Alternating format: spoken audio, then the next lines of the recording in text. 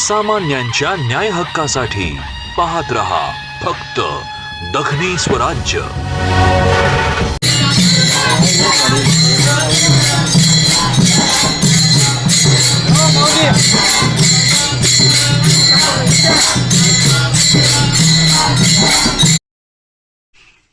मराठी भाषा विभाग, महाराष्ट्र शासन, महाराष्ट्र राज्य साहित्य आणि संस्कृती मंडळ मुंबई यांच्या अनुदानातून आणि विशाल बहुउद्देशीय प्रतिष्ठान पैठण आयोजित वारकरी साहित्य संमेलन श्री क्षेत्र आपेगाव येथे संपन्न झाले।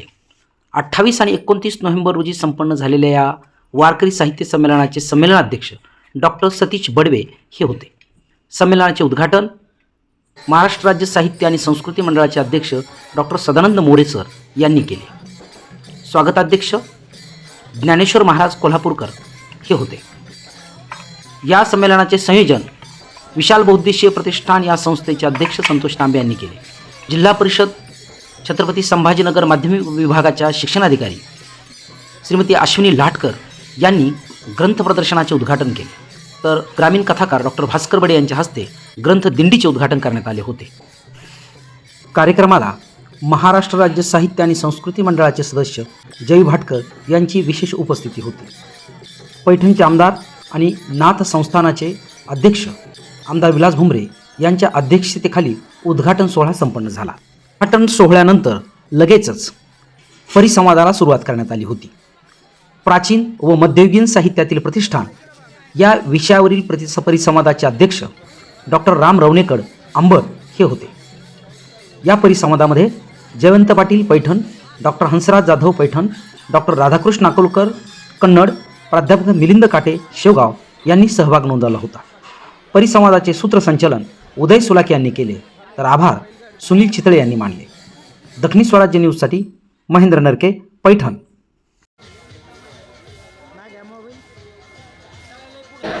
मराठी विभाग, महाराष्ट्र शासन, मराठी साहित्य आणि संस्कृती मंडळ मुंबई आणि विशाल बहुउद्देशीय प्रतिष्ठान पैठण आयोजित छत्रपती संभाजीनगर जिल्हा वारकरी साहित्य संमेलन श्री क्षेत्र आपेगाव या निमित्ताने आपल्या सर्वांचं हार्दिक हार्दिक स्वागत। यानंतरचं सत्र आहे ते परिसंवाद। या परिसंवाद सत्रासाठी मी स्टेजवर आमंत्रित करतोय आदरणीय डॉक्टर राम रवणेकर अंबड, तसंच जयंत पाटील पैठण, डॉक्टर हंसराज जाधव पैठण, डॉक्टर राधाकृष्ण अकोलकर कन्नड, प्राध्यापक मिलिंद गाडे शेवगाव। या कार्यक्रमासाठी अध्यक्ष म्हणून आहेत डॉक्टर राम रवणेकर आणि सहभाग doctor Jayant Patil, doctor Hansraj Jadhav, doctor Radhakrishna Akolkar, प्राध्यापक मिलिंद काटे।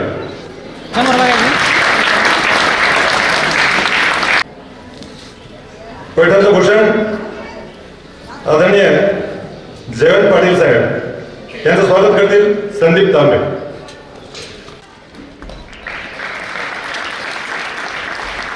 सर त्यांचं स्वागत करतील डॉक्टर जालिंदर रेवले।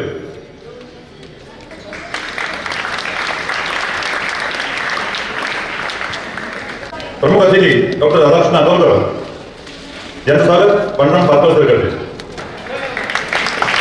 या शहराचं महत्व म्हणजे पैठणचं डॉक्टर राधाकृष्ण अकोलकर त्यांचा मुलगा हातनूर तालुका कन्नड शिवाजी कॉलेज कन्नड या ठिकाणी असिस्टंट प्रोफेसर म्हणून 8 वर्ष काम केले। राष्ट्रीय महाविद्यालय हातनूर या ठिकाणी प्राचार्य म्हणून 3 वर्ष आणि सध्या आपल्या पैठणचं भूषण संतपीठ या ठिकाणी ते प्राध्यापक म्हणून कार्यरत आहे।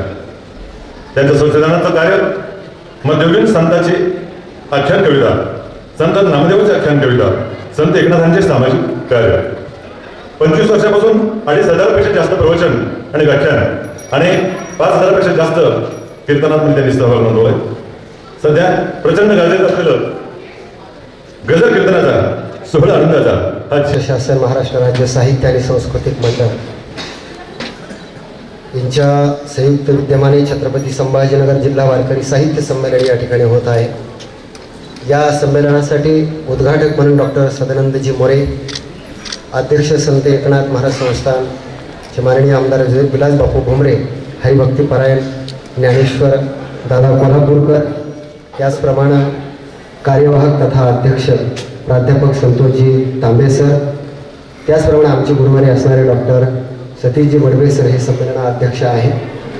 त्याचप्रमाणे या ठिकाणी उपस्थित असणारे माझे PhDचे मार्गदर्शक गाईड डॉक्टर दत्तात्रेयजी डोंगरे सर आहेत, आमचे गवळी सर आहेत.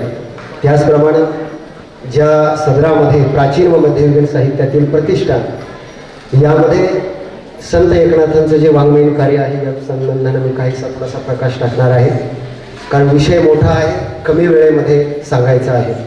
त्यामुळं आजच्या या सत्रासाठी अध्यक्ष म्हणून लाभलेले आदरणीय आमचे गुरुवर्य डॉक्टर राम रवणेकर सर, त्याचप्रमाणे जयवंतजी पाटील सर, त्याचप्रमाणे प्राध्यापक डॉक्टर हंसराजजी जाधव सर आणि प्राध्यापक मिलिंदजी काठे शेवगावकर, बाकीचे या ठिकाणी गवळे सर आहे, आमचे सर्व येवले सर आहेत, आमचे मित्र, सर्वांच्या चरणी नतमस्तक होतो आणि माझ्या विषयाला सुरुवात करतो. मध्ययुगीन आणि अर्वाचीन प्राचीन आणि मध्ययुगीन साहित्यामध्ये प्रतिष्ठान नगरीचा एकंदर आढावा घेत असताना संत एकनाथ महाराजांचं वाङ्मय हे कोणत्या पद्धतीनं आपण महाराष्ट्रामध्ये आणि संपूर्ण साहित्यामध्ये पाहतो याचा जर थोडक्यामध्ये विचार करायचा ठरला तर मला असं वाटतं की आपण जर वारकरी परंपरा आणि एकंदर मध्ययुगीन आणि प्राचीन जे साहित्य आहे त्यामध्ये समग्र साहित्याचा जर आपण विचार केला तर त्या त्या समाजाची परिस्थिती, त्या त्या कालीन असलेली परिस्थिती आणि त्याच्या साहित्यावर झालेला परिणाम या सगळ्या गोष्टीचा विचार आपल्याला करावा लागतो. आणि मग आपण प्रामुख्याने ढोबळ मानणं काही गोष्टीचा विचार जर केला तर शांतीब्रह्म एकनाथ महाराजांच्या साहित्याचा विचार करताना किंवा त्यांनी आपल्या अभंगातून, आपल्या भारुडातून, आपल्या वाङ्मयातून जो विचार या महाराष्ट्राला दिला तो विचार देत असताना त्यांच्या वाङ्मयानं या महाराष्ट्राला, या देशाला, या परंपरेला आणि या साहित्याला नेमकं असं काय दिलं आणि काय योगदान आहे साहित्यामध्ये याचा जर आपण विचार केला तर मला असं दुर्दैवानं म्हणावं असं वाटतं की केवळ वारकरी संप्रदायामध्येच नाही रवणेकर सर, तर एकंदर साहित्यामध्ये सुद्धा नाथ महाराजांकडे थोडंसं सगळ्यांचं दुर्लक्षच झालं असं म्हणायला हरकत नाही. कारण तुम्ही थोडासा विचार करा की एक काळ आहे ज्ञानोबरायांचा म्हणजे संत ज्ञानेश्वर महाराजांचा आणि एक काळ आहे जगद्गुरु तुकोबारायांचा. दोन्ही काळाची तुलना जेव्हा मी करतो तेव्हा संत ज्ञानेश्वर महाराज स्वतः असं लिहितात, ईश्वरनिष्ठांची मांदी आहे. म्हणजे त्यांच्यासोबत गोरोबा काका आहे, सावता महाराज आहे, नामदेव महाराज आहे, ही ईश्वरनिष्ठांची मांदी आळी त्यांनी गोळा केली, एक समुदाय गोळा केला संत सज्जनांचा, मेळविली मांदी वैष्णवांची, असं म्हणून आपण ज्ञानेश्वर महाराजांकडे पाहतो. आणि मग ज्ञानेश्वर महाराज कार्य करतात. हे वारकरी परंपरेचं पहिलं पर्व आहे जिथून पाया रचला जातो. दुसरा कालखंड एक येतो नाथ महाराजांचं मध्ये सोडा, नंतर येतात जगद्गुरु तुकोबाराय. जगद्गुरु तुकोबारायांच्या काळाची जर आपण एकंदर मोजमाप केला तर त्या काळामध्ये छत्रपती शिवाजी महाराज आहे. काळ थोडासा तुकोबारायांच्या आधी वारकरी संप्रदाय या महाराष्ट्राच्या मातीमध्ये रुजलेला आहे.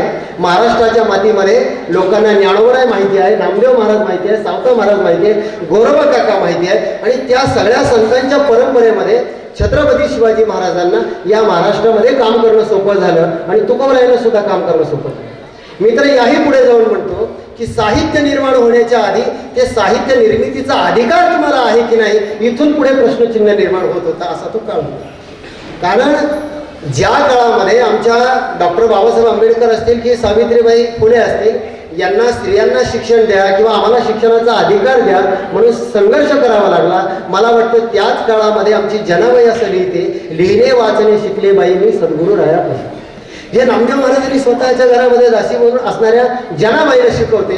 तिथून जी ज्ञानाची आणि अभंग लिहिण्याची साहित्य निर्मितीची परंपरा आपण खालपर्यंत पाहतो. या सगळ्यांमध्ये जर आपण पाहिलं तर मला वाटतं एका बाजूला ज्ञानोबरायाबरोबर काम करणारे संत आहे, तुकोबारायाबरोबरही थोडासा काळ बरा आहे असं म्हणावं लागतं. पण त्या बाजूने जर आपण एकनाथ महाराजांची बाजू थोडीशी तपासली तर तुम्हाला दुर्दैवानं असं म्हणावं लागेल की मला वाटतं अलीकडच्या काळामध्ये सुद्धा जाधव सर माझे गुरुवर्य बसलेले, मला वाटतं आजच्या काळामध्ये सुद्धा जर कीर्तन आणि प्रवचन करायला जर शासकीय परवानगी काढावी लागली तर किती कीर्तनकार राजीनामा देतील हे मला इथं सांगायची गरज नाही. किती लोक कीर्तन करतील, किती प्रवचन करतील. हा नाथ महाराजांचा काळ आहे की नाथ महाराजांच्या काळामध्ये उघडपणे साहित्य निर्मिती करता येत नाही, उघडपणे काही बोलता येत नाही. मग त्यावेळेस नाथ महाराज मधला मार्ग शोधतात. हे येतं कुठून, संतांचं वाङ्मय येतं कसं आणि कुठून, याचा विचार आपल्याला करावा लागतो. केवळ आम्ही धर्म जागवतो, धर्म टिकवण्याचं काम करतो, पण दार उघडवय असं जेव्हा नाथ महाराज म्हणतात तेव्हा त्या काळातली परिस्थिती ही किती भयंकर असेल की दिवसाढवळ्या आम्हाला काही करता येत नाही, सरकारची निर्बंध नाही, भजन करता येत नाही, चांगल्या कामाचा मार्ग आम्हाला लोकांना दाखवता येत नाही, म्हणून चला दिवसा तुम्ही आम्हाला करू देत नाही ना, तुम्ही झोपल्यानंतर. म्हणजे शास्त्र सुद्धा असं सांगतं की 9 ते 12ची वेळ कोणाची, 6 ते 9 कोणाची वेळ, 9 ते 12 कोणाची, 12 ते 3 ही चोरांची वेळ. आता माझा काही त्याचा अभ्यास नाही, पण सांगतो हे शास्त्र सांगतं. आणि तिथून पुढे 3 ते 6 ही साधू संतांची वेळ आहे. हे संतांनी का ठरवलं, कारण त्या काळामध्ये ही सगळी लोक झोपलेली असतात. आणि मग शांतीब्रह्म एकनाथ महाराज जेव्हा वासुदेव असेल, आंधळा असेल, पांगळा असेल, या रूपानं वासुदेवाचं रूप घेऊन प्रत्येकाच्या घरी जाऊन उठा आता तुम्ही जागे व्हा, हे जागे करण्याचं जे काम आहे ते जे नाथ महाराजांनी, शांतीब्रह्मनाथ महाराजांनी केलं, मला वाटतं ते त्या कालखंडामध्ये अत्यंत महत्त्वाचं आहे. म्हणजे कालखंड असा आहे, माझे आजोबा रवळेकर सरजी, माझे आजोबा आचार्य वेदांत वाचस्पती जगन्नाथ महाराज पवार, त्यांच्या कीर्तनामध्ये ते गमतीनं म्हणायचे की वारकरी संप्रदायामध्ये आमची बहिणाबाई शिवकर असं लिहिते, जनार्दनी एकनाथ खांब दिला भागवत. नाथ महाराजांना ती खांब म्हणते. मी खूप वेळा विचार केल्यानंतर माझ्या लक्षात नाही आलं नाथ महाराजांना खांबच का म्हटलं असेल. तुम्ही कदाचित ग्रामीण भागामध्ये बघा, एखादा माणूस जर घरामध्ये म्हातारा झाला, गवळीसर म्हातारा झाला, तो काही काम जर करत नसेल तर लोक काय म्हणतात, त्याला काय खांबासारखा बसला असतो, असा शब्द आहे आपल्याला, काय खांबासारखा बसला. पण खांबाचं महत्व मला वाटतं आता इंजिनियर झालेल्या पोरांना कळायला तयार नाही. आता फुलं होतात, मंदिरं होतात, पण आपल्या डोळ्यात देखील ती वाहूनही जातात. खांबाचं महत्व, त्या खांबावर सगळ्या मंदिराचा, सगळ्या इमारतीचा डवरारा उभा राहतो. ज्ञानोबराय आणि तुकोबरायच्या मध्ये जी पोकळी निर्माण झालेली आहे, त्या पोकळीमध्ये या वारकरी संप्रदायाची इमारत, या वारकरी संप्रदायाचा मंदिर तोडून धरण्याचं सक्षमपणे काम जर कोणी केलं असेल तर ते आमच्या पैठणचे शांतीब्रह्म एकनाथ महाराज. हे आम्हाला पहिल्यांदा लक्षात घ्यावं, हे आम्हाला पहिल्यांदा लक्षात घ्यावं लागतं की जे शांतीब्रह्म एकनाथ महाराज असं म्हणतात, भानुदासाच्या कुळी महाविष्णूचा अवतार. जे नाथ महाराज भानुदासाच्या कुळामध्ये जन्म गेल्याचा अभिमान बाळगतात, अभिमान सांगतात. आणि आदरणीय या संमेलनाचे जे अध्यक्ष आहेत डॉक्टर सतीजी बडवे सर, आम्ही विद्यापीठामध्ये असताना आम्हाला शांतीब्रह्म एकनाथ महाराजांचं संत एकनाथ हा पेपर सर शिकवायचे. सर फार छान सांगायचे. म्हणजे वारकरी संप्रदायाचा तुम्ही जर विचार केला तर वारकरी परंपरेमध्ये एक विचार खूप सर्वश्रुत आहे, ओवी ज्ञानेशाची आणि अभंग तुकयाची. आपण काय म्हणतो, ओवी वाचावी तर ज्ञानेश्वर महाराजांची, अभंग ऐकावी तर तुकोबरायचं, इतकं स्पष्ट आपण म्हणतो. पण नाथ महाराजांचं जेव्हा मी या साहित्याच्या अंगाने विचार करतो तेव्हा ज्ञानोबरायाच्या बरोबरीनं ओवी लिहिणारे नाथ महाराज आहे आणि तुकोबरायाच्या बरोबरीनं अभंग लिहिणारे नाथ महाराज. बघा, वारकरी संप्रदायामध्ये तितकेच प्रसिद्ध ओव्या नाथ महाराजांच्या आहे आणि तितकेच प्रसिद्ध अभंग आहे. बरं, अजून नाथ महाराजांचं वैशिष्ट्य साहित्याच्या अंगापुढे मी तुम्हाला सांगतो. नाथ महाराजांचं वाङ्मयाचं वैशिष्ट्य असं आहे की कोणी ओवी लिहिली असेल तर अभंग लिहिले नाही, कोणी अभंग लिहिले असेल तर ओव्या लिहिल्या नाही. पण नाथ महाराज एकमेव असे आहेत की वाङ्मयातले जेवढे म्हणून प्रकार झाले, म्हणजे भागवत लिहिलं, भावार्थ रामायण लिहिलं, रुक्मिणी स्वयंवर लिहिलं, हस्तामलक लिहिलं, शुकाष्टक लिहिलं, काय म्हणून लिहिलं नाही, अभंग लिहिल्या, गवळणी लिहिले, भारूड लिहिला.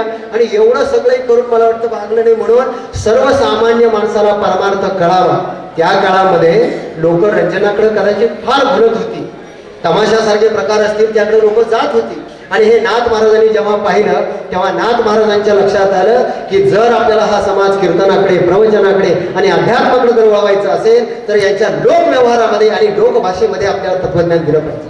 मग भारुडाचा जन्म होतो. तुम्हाला चावलेला विंचू चावणं किती साधी गोष्ट आहे, पण ती विंचू चावलेली घटना सुद्धा नाथ महाराज भारुडात रूपांतरित करतात. येडक्यानं धडक मारणं किती साधी गोष्ट आहे. ग्रामीण भागातल्या सगळ्या लोकांना माहिती येडका मारतो, पण येडका मदना तो केवळ पंचानना धडक मारली. मग त्याने धडक कोणाला मारली, शंकराला मारली, नारदाला मारली.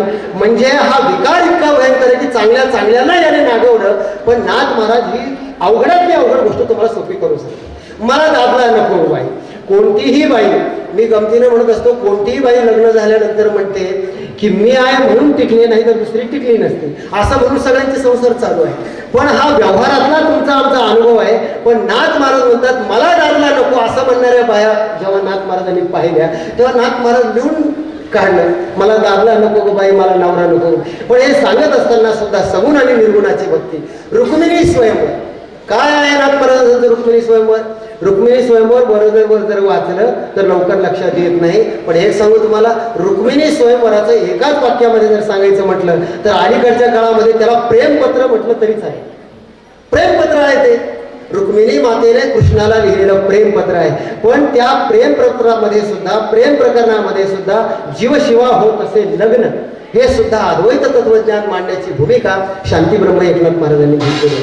मला वाटतं अलीकडच्या काळामध्ये या सोप्या सोप्या साध्या साध्या गोष्टी नाथ महाराजांनी तुमच्या आमच्या व्यवहारामध्ये आणल्या. तुम्हाला तुमच्या आमच्या व्यवहारामध्ये घडणाऱ्या घटनेकडं, घडणाऱ्या घटनेतून परमार्थाकडे कसं पाहायचं, इंगळी चावली, विंचू चावला, आपल्या जीवनामध्ये किती छोटे छोटे घटना आहे. पण भूत जबर मोठे गबाई झाले दडपण करू गत काही, भूत लागले नारदाला 60 पोरे झाली त्याला. हे काय आहे? वरवर जर आपण ही सगळी रूपक जर पाहिली तर यामध्ये साधू संतांची भूमिका, संतांचा विचार हा जर आपण बारकाव्यानं पाहिला तर मला वाटतं आज शांतीब्रह्म नाथ महाराजांना आपण जे लोकशिक्षक म्हणतो, ही जी लोकशिक्षकाची भूमिका नाथ महाराजांची अजरामर झालेली आहे, ती कशामुळे झाली असेल तर मला वाटतं आपण किती पंडित आहोत. एका वाक्यात सांगू, आपण किती मोठे पंडित आहोत, किती मोठे ज्ञानी आहोत, याही पेक्षा सर्वसामान्य माणसाला समजेल असं ज्ञान, असं जर रुचेल पचेल असं जर आपल्याला सांगता येत असेल त्याला संत म्हणतात, त्याला लोकशिक्षक म्हणतात.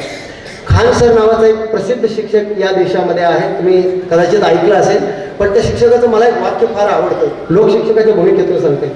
ते म्हणतात की आम्ही लहान असताना सर आम्हाला जर इंग्रजी किंवा मॅथ गणित विषय जर कळाला नाही, बहुसंख्य आपल्याकडे जे शिक्षक आहे जर कळाला नाही तर विद्यार्थ्याला घरी आईबापाही मारायचे, वर्गामध्ये शिक्षकही मारायचे. आम्हाला लहानपणी हे कळायचं नाही की नेमकं घोळ होतो कुठे, आपल्याला हे विषय का कळत नाही. नंतर कळायला लागलं की ही विषय एखादा न कळणं ही सर विद्यार्थ्याची चूक नाही, ही शिक्षकाची चूक आहे, त्याला शिकवता येईल. ज्ञान आपल्याकडे किती आहे त्यापेक्षा कसं शिकवायचं हे संतांकडून आपल्याला शिकलं पाहिजे. अहो अर्भकाचेसाठी कोणते हाती धरली काठी असे म्हणणारे ज्ञानोबर आहे, तुकोबर आहे. अगदी सामान्य पातळीवर जाऊन सर्वसामान्य माणसाला अहो ज्ञानोबरायची आणि तुकोबरायची परंपरा जर तुम्ही पाहिली तर या महाराष्ट्रामध्ये वारकरी संप्रदाय इतका मोठा जनसमुदाय कोणाच्याही पाठीमागे गेला नाही. याचं एकमेव कारण असं आहे की वारकरी संप्रदायानं कधीच कोणाला दूर लोटलं नाही. तुम्ही ज्ञानोबरायपासून तुकोबरायपर्यंत पहा, यारे यारे लहान थोर याती भलती नारी नर नर हे विचार चिंता कवन असेल. वेश्या आधी करू नये हा शब्द सुद्धा वापरला. मला वाटतं हे म्हणत असताना सर मी फार जबाबदारीने ही गोष्ट बोलतो आहे की त्या काळामध्ये आमच्या संतांनी लिहिलं की वारकरी संप्रदायात एखादी वेश्या जरी आली तरी तिचा उद्धार होईल. आज सुद्धा हे बोलण्याची हिंमत कोणी ठेवू शकतो का? मला वाटतं फार मोठे रामकथाकार मोरारी बापू आहेत, त्यांचं एक वाक्य फार छान आवडतं, मुद्दाम तुम्हाला सांगतो या निमित्तानं. त्यांनी एकदा दिल्लीमध्ये सर रेड लाईट एरिया आहे तिथं रामकथा केली. शांतीब्रह्म एकनाथ महाराजांनी सुद्धा भावार्थ रामायण लिहिलं. रामकथेतून आपण काय शिकायचं हे संतांकडून शिकलं पाहिजे. त्याने रेड लाईट एरियामध्ये रामकथा केली.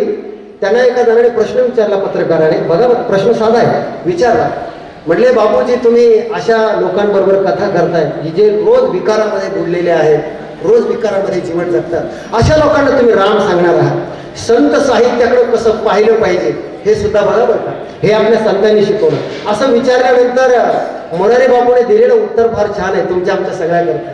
ते काय म्हटले माहिती आहे का की मी रेड लाईट एरियामध्ये जाऊन माझी रामकथा करतो आहे म्हणून तुम्हाला काय वाटतं मला माहीत नाही, पण मी माझ्या रामकथेकडे आणि तिथे करणाऱ्या कथेकडे काय म्हणून बघतो तर लक्षात ठेवा माझ्या पूर्वीही अनेक लोक तिथे गेले, पुढेही जातील, पण तिथे जेवढे लोक आतापर्यंत गेले ते काम घेऊन गेले.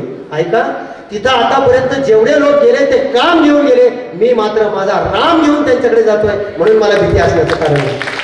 म्हणून संत वाङ्मयाकडे आणि संत विचाराकडे पाहत असताना पहिल्यांदा ही भूमिका स्पष्ट ठरवता आली पाहिजे की आपण समाजाला काय देतो आहोत, समाजाला कोणता विचार देतो आहोत. नाथ महाराजांच्या काळामध्ये इतकी प्रतिकूल परिस्थिती असताना सुद्धा, ज्या काळामध्ये एवढी सत्ता आहे, स्वतःची सत्ता नाही, स्वतःचा प्रांत नाही, पण असं सगळं विरोधात असताना सुद्धा या वारकरी संप्रदायातले संत आपल्या स्वतःच्या खांद्यावर ही भगवी पताका घेतात आणि सर्वसामान्य माणसाच्या घरामध्ये यारे यारे लहान थोर याती भक्ती नारी नर आणि बुडत हे जन न देखवे डोळा येतो कळवळा म्हणून या. हा जो संतांचा मौलिक विचार आहे, मला वाटतं आजही वारकरी संप्रदायामुळे आणि संतांच्या विचारामुळे महाराष्ट्रामध्ये आणि जगामध्ये, जर तुम्ही एकंदर भारताची आणि संपूर्ण जगाची जर तुलना केली तर मी नेहमी सांगत असतो की सर, एक जगाची आकडेवारी अशी सांगते की प्रत्येक देशामध्ये संत जन्माला येण्याची एक आकडेवारी आहे, बरोबर का?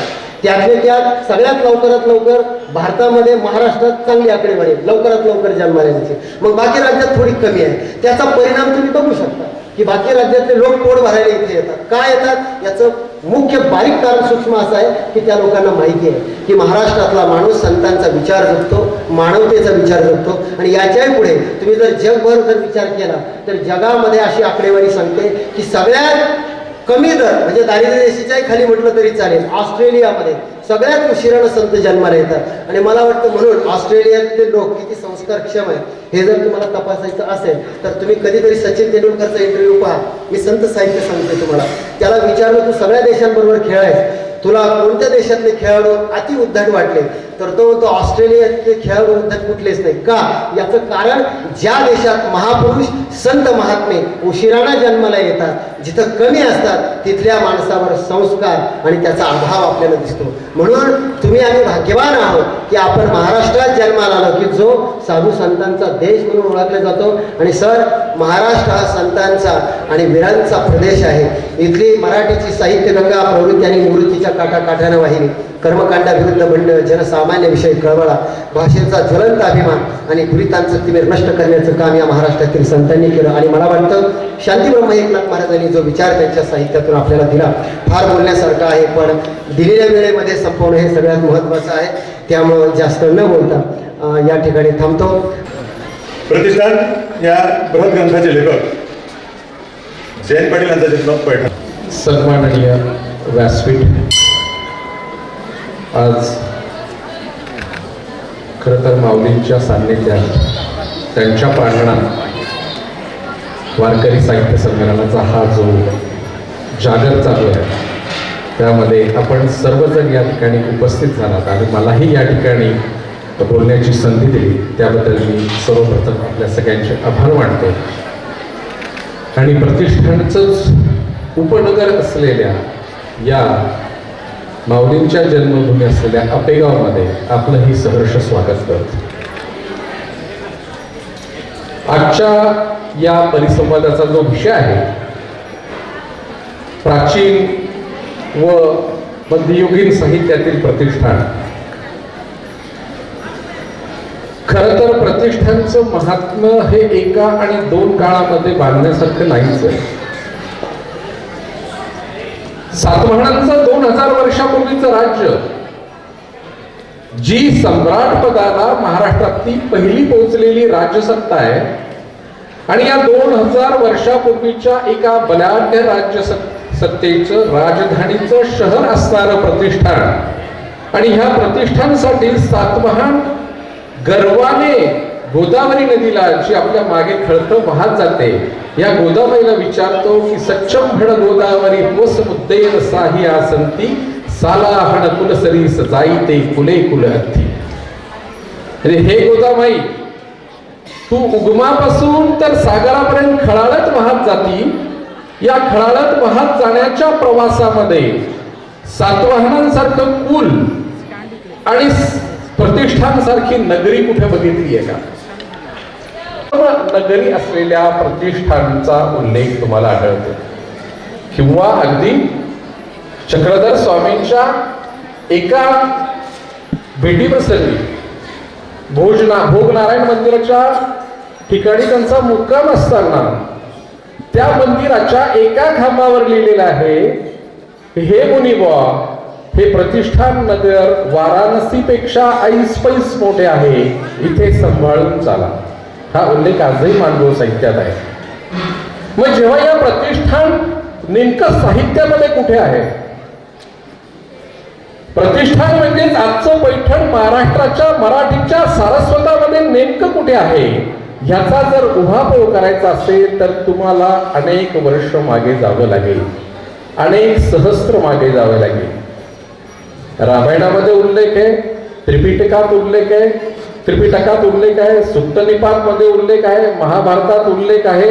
एवढंच नव्हे तर अचिंत्याच्या म्हणजे ज्याच्या नावावरून अजिंठा आहे त्या अजिंत्य आणि त्याची पत्नी अतित्यंजा यांचं राजघराण्याचं ठाणं हे पैठणच होतं आणि हा इतिहास 4000 वर्ष मागे जातो. आजही अनेक तिबेटी बौद्ध धर्मग्रंथांमध्ये ह्या अचिंत्याची साहित्य संपदा विद्यमान आहे. आता यानंतर जर आपण साहित्याचा उल्लेख करायचा विचार केला प्राचीन पैठणचा, तर प्रामुख्यानं एका ग्रंथाचं एका काळाचा नाव तुमच्या समोर अनाहूतपणे आलंच पाहिजे, यायलाच पाहिजे. कारण अत्यंत आनंदाची बाब म्हणजे मागच्या वर्षी मराठी भाषेला जो अभिजात भाषेचा दर्जा मिळाला, यासाठी ही भाषा पुरातन आहे.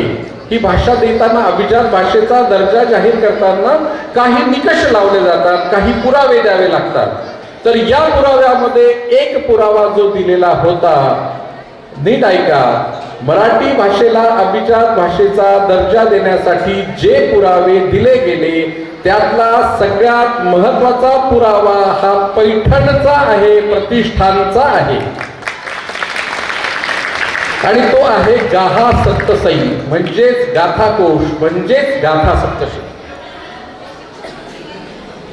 सातवाहनांचे जे 31 राजे पैठणला प्रतिष्ठानला होऊन गेले, ज्यांनी आपली ती समुद्र पियतोय वाहन, तिन्ही समुद्राचे घोडे त्यांचं पाणी पिलेले आहेत, असा सातवाहनांचा सम्राटांचा जो राजवंश आहे, ह्याच राजवंशातला याच राजकुळातला एक राजा, राजा हाल, या राजा हलानी हा अनोखा ग्रंथ संपादित केलेला आहे, ज्याचं नाव आहे गाहा सप्तसई. मुळात हा प्राकृत भाषेत. आणि बघा एक गंमत बघा तुम्ही, किंवा एक विलक्षण योगायोग असा आहे, मराठी भाषेच्या इतिहासामध्ये एक योगायोग आहे आणि तो निगडीत, आश्चर्याची गोष्ट म्हणजे तो निगडीत आहे तो या प्रतिष्ठानशी. जेव्हा मराठी भाषेचा अभिमानाचा, मराठी भाषेच्या अस्मितेचा, मराठी भाषेच्या गौरवाचा, मराठी भाषेच्या लढ्याचा विषय येतो, तेव्हा प्रत्येक काळामध्ये मराठीच्या बाजूनी जर खंबीरपणे कोणी उभं राहिलं असेल किंवा मराठीसाठी जो लढा निर्माण झाला असेल, ते निर्माण स्थान दुसरं कोणतं नसून ते प्रतिष्ठान आहे, ते पैठण आहे. अगदी सातवाहन कालामध्ये गाहा सप्तसई हा प्राकृत भाषेतला ग्रंथ आहे. संस्कृत आणि प्राकृत हे भांडण तेव्हाही होतं. नंतरच्या काळामध्ये खरं तर चक्रधरकालीन जे वाङ्मय आहे, जे बहुतांश पैठणशी संबंधित आहे, हे सगळं प्राकृतात आहे आणि हे मानभोव पंथाचे फार मोठे उपकार आपल्यावर आहे. पुढची मराठी भाषेचा लढा चक्रधरांनंतर ज्ञानदेवाने अमृतातेही पैजेशी जिंके, ज्ञानदेवांनी खुद्द सुरू केला मराठीसाठी लढा आणि तो लढा पुढे एकनाथांनी तसाच केला. संस्कृत काय देवे केली आणि प्राकृत काय चोरे करून गेली. म्हणजे मराठीच्या दृष्टीने आणि मराठीच्या लढ्यामध्ये महत्वाचं योगदान पैठणचं जसं आहे, प्रतिष्ठानचं जसं आहे, तसंच या भूमीतून जन्माला आलेल्या अनेक संतांचं आहे. जेव्हा प्राचीन वाङ्मयाचा विचार आपण करतो, प्राचीन साहित्याचा आपण विचार करतो, तेव्हा गाहा सप्तसई या ग्रंथाला टाळून आपल्याला पुढे जाता येणार नाही. मग गाहा सप्तसई हा ग्रंथ काय आहे? ही ते एक करामत आहे, हे एक आश्चर्य आहे. 4 ओळींच्या कविता ज्या जनसामान्यातून प्रसवलेल्या आहेत, जनसामान्यातून त्यांचा उद्गम झालेला आहे, जनसामान्यातून ज्यांचा उगम झालेला आहे, सर्वसामान्यांची प्रतिभा जिथून वर आलेली आहे, असा हा गाहा सप्तसई नावाचा ग्रंथ सातवाहन राजा हाल याने आपल्या प्रजेकडून 1 कोटी गाथा जमा केला. याच्यातला अतिशयोक्तीचा भाग जरी सोडला तरी त्यावेळेस आवडलेल्या चारोळ्यांना कदाचित आज इथल्या कवींना असूया वाटेल, ईर्ष्या वाटेल, पण एकेका चारोळीला, आवडलेल्या चारोळीला 1 कोटी सुवर्ण मुद्रा बक्षीस दिल्याचे उल्लेख अनेक ठिकाणी तर आहेतच, पण खुद्द गाहा सप्तसई मध्ये आहे. मग काय आहे ही गाहा सप्तसई? या राजाहलाने काय केलं की प्रजेला आव्हान केलं की तुमच्याकडच्या कविता, तुमच्या प्रतिमेतून निर्माण झालेल्या कविता माझ्याकडे द्या, त्यांचा आपण एक संग्रह करू. आणि अशी ते राजाची आज्ञा आणि राजाची जाहिरात म्हणल्यावर अगदी या कथांचा गाथांचा पाऊस त्यांच्याकडे पडला. आणि अशा अनेक गाथांमधून 700 गाथा निवडून या प्रसिद्ध झाल्या त्या या गाहा सप्तसईमध्ये. मानवी मनाच्या नवरस गुणांना अनुलक्षून असणाऱ्या या गाथेमध्ये जर सगळ्यात जवळचा कुठला वाङ्मय प्रकार या गाथेमध्ये तुम्हाला बघायला मिळतो तो शृंगार रस. शृंगार रसाने ओतप्रोत भरलेला आहे. आज आपल्याला कल्पना करता येणार नाही एवढी शृंगारातली आक्रमकता 2000 वर्षापूर्वीच्या या ग्रंथात पाहायला मिळते. या ग्रंथाचं महत्व केवळ साहित्य म्हणूनच नाही आहे, तर या ग्रंथाचं महत्व साहित्य म्हणूनही आहे. सातवाहनकालीन साहित्य, सातवाहनकालीन समाज व्यवस्था, सातवाहनकालीन वर्ण व्यवस्था, सातवाहनकालीन आर्थिक व्यवस्था, अशा सातवाहन कालाचा समग्र आणि समग्र आपल्याला परिचय होतो त्या या ग्रंथामधून. मग या चारळ्या तरी कशा आहेत? या उदात्त आहेत, शृंगारिक आहेत, आजही आपल्याला लाजवणारे आहेत. म्हणजे सातवाहन कालाला निरंतर सुंदर पडलेलं एक स्वप्न म्हणजे गाहा सप्तसई आहे.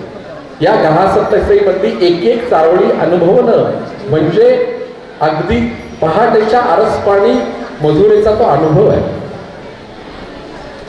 समाजामध्ये कसं जगावं, समाजामध्ये कसं राहावं याविषयी ही गाहा सप्तसई काय म्हणते? हसून होईल कधी आपले असे असावे हसे, बोल मधुर की असे असावे लोका लावल पिसे, जगी जगावे असे उमटवी यशकीर्तीचे ठसे, आणि एकदाच की असे मरावे पुन्हा न हो बारसे. ही 2000 वर्षापूर्वीची गाहा सप्तसई बनली चालू. अशा अनेक चावळ्यांचा भडीमार आहे. सातवाहन काळामधलं हे जे गाहा सप्तसईचं देणं महाराष्ट्र सारस्वताला आहे, मराठी प्राकृताला आहे, आपल्या मराठी भाषेला जे मिळालेलं आहे हे मराठी भूषण आणि महाराष्ट्र भूषण साहित्य जर पहिलं आणि आद्य साहित्य कुठलं असेल तर ते निश्चितपणे गाहा सप्तसईच आहे. आणि म्हणूनच गाहा सप्तसई ही खरं तर जोगळेकरांनी पुष्कळ त्याच्यावर छापलं, अतिशय सुंदर आहे. तुम्हाला जर वाचायची असेल तर कविवर्य राजा पडेंनी याचं शेफालिका नावाने अतिशय सुंदर असा अनुवाद केलेला आहे, तो अवश्य वाचा. आपल्या प्रतिष्ठान पंचक्रोशीसाठी निश्चितच तो वाचाल अशी मी आशा करतो. तद्वतच खरं तर या गाहा सप्तसई हा स्वतंत्र व्याख्यानाचा विषय, यातली एक चारोळी हा संशोधनाचा विषय. पण तद्वतच जर आपल्याला इतिहासाच्या अज्ञाने, साहित्याच्या अज्ञाने जर आपल्याला पुढे जायचं असेल तर पुढच्या काळातला विचार करावाच लागेल. खरं तर नाटकांच्या क्षेत्रामध्ये मूर्छकटिक नाटक जे शूद्रकाचं आहे ते सातवाहन राजाच्या काळातलं सातवाहन राजावर आधारितच आहे. वसंत सेना आणि चारुदत्त यांची जी प्रेमकथा या नाटकामध्ये फुललेली आहे त्याच्यावर अनेक चित्रपट, हिंदी चित्रपट आलेले. आणि गंमत म्हणजे त्या हिंदी चित्रपटातलं सगळं काही उत्सव नावाचा तो एक चित्रपट आहे, त्याचं सगळी पूर्वपीठिका, त्याची सगळी रचना ही पैठणमधून सुरुवात झालेली आहे. शूद्रकाचं मूर्छकटिक असेल, नागदेवाचार्यांचे किंवा आर्यदेवांचे निरनिराळे ग्रंथ असतील जे आजही तिबेटी बौद्ध ग्रंथांमध्ये आद्यस्थान टिकून आहेत. ह्याबरोबर एक अतिशय मजेची गोष्ट आहे. तुम्हाला आम्हाला लहानपणापासून एक गोष्ट माहीत असते, सिंदबादच्या 7 सफारी माहिती आहे ना तुम्हाला, की सिंदबाद गेला, त्याचं जहाज बुडालं, मग तो इकडे गेला तिकडे गेला, अशा 7 सफारी त्याच्या प्रसिद्ध आहे. अरेबियन नाईट्स तुम्हाला माहिती आहे, अलिफ लैला तुम्हाला माहिती आहे, गुल बकावली तुम्हाला माहिती आहे. पण या सगळ्या आणि सगळ्या अद्भुत रम्य गोष्टींची मुळं कुठे रुजलेली असतील ती पैठणमध्ये निर्माण झालेल्या गुणाढ्याच्या बृहत कथांमध्ये. तुम्हाला आश्चर्य वाटेल, ज्या सिंदबादच्या 7 सफारी तुम्ही ऐकता तो मुळात प्रतिष्ठानचा सोमदत्त आहे. सोमदत्तच पुढे अरबीमध्ये सिंदबाद झालेला आहे. मग हे बृहत कथा आहेत काय? या बृहत कथा मंजिरी आणि कथासरी सागर हे भारताला जे 2 महान ग्रंथ पुढे प्राप्त झालेले त्यांचं मूळ बृहत कथेमध्ये. हर्षचरिताचा जो कवी आहे कवी बाण यांनी तर रामायण महाभारत याच्या बरोबरीनं महत्व दिलेलं आहे ते गुणाढ्याच्या बृहत कथांना. मग ह्या बृहत कथा निर्माण होण्याची जी गोष्ट आहे ती खरं तर साहित्याच्या अंगाने सुद्धा एवढी समृद्ध आहे, एवढी अप्रतिम आहे की ती आपण समजून घेतली पाहिजे. प्रतिष्ठानच्या सातवाहन एक राजा गौतमीपुत्र सातकर्णीच्या काळातली ही गोष्ट आहे. एक वेळेस हा गौतमीपुत्र सातकर्णी आपल्या राणीसह जलक्रीडा करत होता. आजच्या भाषेत सांगायचं तर स्विमिंग पूल मध्ये होता आणि तो संस्कृत अज्ञानी होता, म्हणजे तो प्राकृत भाषेचा भाषिक होता. लढ्या लढणारा, रणांगणामध्ये तलवार गाजवणारा, तो कशाला या बाहेरच्या बाकीच्या भानगडीत पडेल. पण त्याची जी पत्नी होती ती संस्कृत प्रचूर होती, खूप हुशार होती. मग या सातवाहन राजांनी काय केलं की पाणी खेळताना तिच्या अंगावर जोरात पाणी उडवलं. जेव्हा जोरात पाणी उडवलं गेलं तेव्हा ती अचानक, म्हणजे तिने सहजरित्या तिच्या तोंडातून उद्गार पडले की मोदकेन मा ताड येतं. संस्कृतमध्ये मोदकेन मा ताड येतं. आता मुळात सातवाहन राजाला संस्कृत येतच नव्हतं. त्याला वाटलं की आत्ता या क्षणी राणीला मोदक खायची इच्छा झाली, म्हणून त्याने आपल्या त्यावेळेसचा त्याचा जो कुक आहे त्याला ऑर्डर दिली की जा मोदक घेऊन ये. तर ती मोदक घेऊन आला. मग त्या राणीने सांगितलं केम गच्छति, म्हणजे तुम्हाला हे कसं साधी गोष्ट समजत नाही की मी पाण्यामध्ये जलक्रीडा करत असताना मोदकाची मागणी का करेल. राजा खजील झाला, तसाच त्याला रागही आला. मग तिने सांगितलं की तुम्हाला एवढंही संस्कृत समजत नाही. असं जेव्हा ती उपरोधाने बोलली तेव्हा तो राजा, तो सम्राट, त्यांनी मुठी आवळल्या आणि दुसऱ्या दिवशी दरबारामध्ये त्यांनी जाहीर केलं की जो कोणी मला लवकरात लवकर संस्कृत शिकवेल त्याला मी काय हे देईल ते देईल, काय अनेक आमिष दाखवले. आणि ह्याच दरबारामध्ये जेव्हा राजाने घोषणा केली तेव्हा एक पैंज सुरू झाली आणि ही पैंज पैठणमध्ये, प्रतिष्ठानमध्ये अनेक साहित्याला निर्मितीसाठी कारण ठरले. हा विलक्षण असा योगायोग आहे, नीट लक्षात घ्या. एक पैंज लागली आणि या पैंजेच्या माध्यमातून जी साहित्य संपदा पैठणमध्ये निर्माण झालेली आहे ती पूर्ण भारतभर गाजलेली आहे. मग ही पैंज कशी लागली? ही दोघांमध्ये पैंज लागली. सातवाहनांच्या दरबारामध्ये दोन पंडित होते. एकाचं नाव होतं शर्ववर्मन आणि एकाचं नाव होतं गुणाढ्य. गुणाढ्याने सांगितलं महाराज मी तुम्हाला 4 वर्षामध्ये संस्कृत शिकवेन.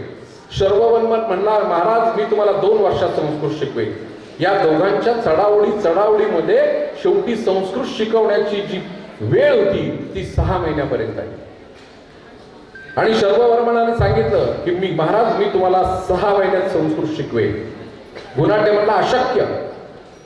पाणिनीच्या अष्टाध्यायीप्रमाणे जे संस्कृताचं व्याकरण आहे ह्याप्रमाणे 6 महिन्यात संस्कृत शिकणं शक्य नाही. म्हणे मी करून दाखवा. ही पैंज घेतली. गुणाढ्याने सांगितलं की जर तुम्ही ही 6 महिन्यात सातवाहन राजाला, या सम्राटाला जर तुम्ही संस्कृत शिकवलं तर या जगावर, पृथ्वीच्या पाठीवर माणसं आपसामध्ये जी भाषा बोलतात त्या सगळ्या भाषेचा मी त्याग करेल आणि इथून निघून जाईल. किती अवघड प्रतिज्ञा होती बघा. शर्ववर्मनाने पैस घेतली पण तोही चिंतातूर झाला की आता 6 महिन्यात संस्कृत शिकवायचं कसं. कारण पाणिनीच्या अष्टाध्यायामध्ये जवळपास 4000 सूत्र आहेत आणि त्या 4000 सूत्रांचा अभ्यास केल्यानंतरच तुम्ही संस्कृत प्रकाळ पंडित प्रचूर होता. तेच 6 महिन्यात शिकवायचं. पण याच्या आधी अनेक कथा त्याच्यामध्ये आहेत की देवीला प्रसन्न केलं वगैरे वगैरे आपल्या नेहमीच्या पद्धतीप्रमाणे. पण या शर्ववर्मनाने अनेक अभ्यास करून एक पुस्तक प्रसिद्ध केलं. त्याचं नाव आहे कातंत्र व्याकरण, म्हणजेच कलाप व्याकरण, म्हणजेच कौमार व्याकरण. 4000 व्याकरणाचा सूत्र असताना शर्ववर्मनाने जो संशोधन करून व्याकरणाचा ग्रंथ सिद्ध केला त्याचं नाव कातंत्र व्याकरण. आणि या कातंत्र व्याकरणामध्ये फक्त 1000 सूत्र आहे आणि त्या 1000 सूत्राच्या माध्यमातून त्याचा उपयोग करून शर्ववर्मन यांनी गुणाढ्यावर मात करत 6 महिन्यामध्ये सातवाहन राजाला संस्कृत शिकवलं. आणि गुणाढ्य प्रतिष्ठान नगरी सोडून, आजूबाजूच्या पंचक्रोशीतल्या सगळ्या भाषा सोडून इथून निघून गेले. ते विंध्य पर्वताकडे निघून गेले. आणि गंमत म्हणजे त्या ठिकाणी जाऊन पिशाच भाषा, ज्याला पैशाची भाषा म्हणतात, जी नष्ट झालेली होती ती शिकले आणि त्या पैशाच्या भाषेमध्ये असणारं अनमोल असं वाङ्मय, अद्भुत रम्य असं वाङ्मय, कल्पनातीत असं वाङ्मय एकत्र केलं आणि 6 लाख कथांचा ग्रंथ सिद्ध केला. 6 लाख कथांचा ग्रंथ घेऊन जेव्हा गुणाढ्य सातवाहनांना परत भेटायला आले तेव्हा सातवाहनांनी त्यांना धिक्कारलं आणि सांगितलं की तुम्ही नाही त्या भाषेत, पिशाच्य भाषेमध्ये, तो अपभ्रंश आहे, पण पिशाच्य भाषेमध्ये तुम्ही ग्रंथरचना केलेली आहे जी आम्हाला स्वीकारणीय नाहीये. गुणाढ्य व्यथित झाला आणि तो पैठणच्या म्हणजे प्रतिष्ठानच्या बाहेर जाऊन बसला जंगलामध्ये आणि तो काय करायचा, रोज एक पुस्तक पान घ्यायचा आपल्या कथेचे लिहिलेले, ते वाचायचा. ते वाचलं की ते अग्निकुंडामध्ये स्वाहा करायचं. ते एवढं अद्भुत रम्य आणि एक इतकं वेगळं वाङ्मय होतं. अनेक अद्भुत रम्य कथा त्याच्यामध्ये होता, अनेक मनोरंजनाच्या इतक्या कथा. एक कथा संपली की दुसरी कथा, तिसरी कथा, चौथी कथा, असं जे चक्र चालू राहायचं ते गुणाढ्य वाचायचा, गुणाढ्याचे शिष्य ऐकायचे. एवढंच नव्हे तर अनेक पशु पक्षी त्या अद्भुत रम्य कथा ऐकण्यासाठी तिथे जमायचे. झालं काय की इकडे सातवाहनाच्या स्वयंपाकघरामध्ये मांसाची कमतरता जाणू लागली, ताज्या मांसाची. चांगलं मांस मिळेल असं झालं. मग त्यांनी पारध्यांना बोलवलं की चांगलं मांस का मिळत नाहीये.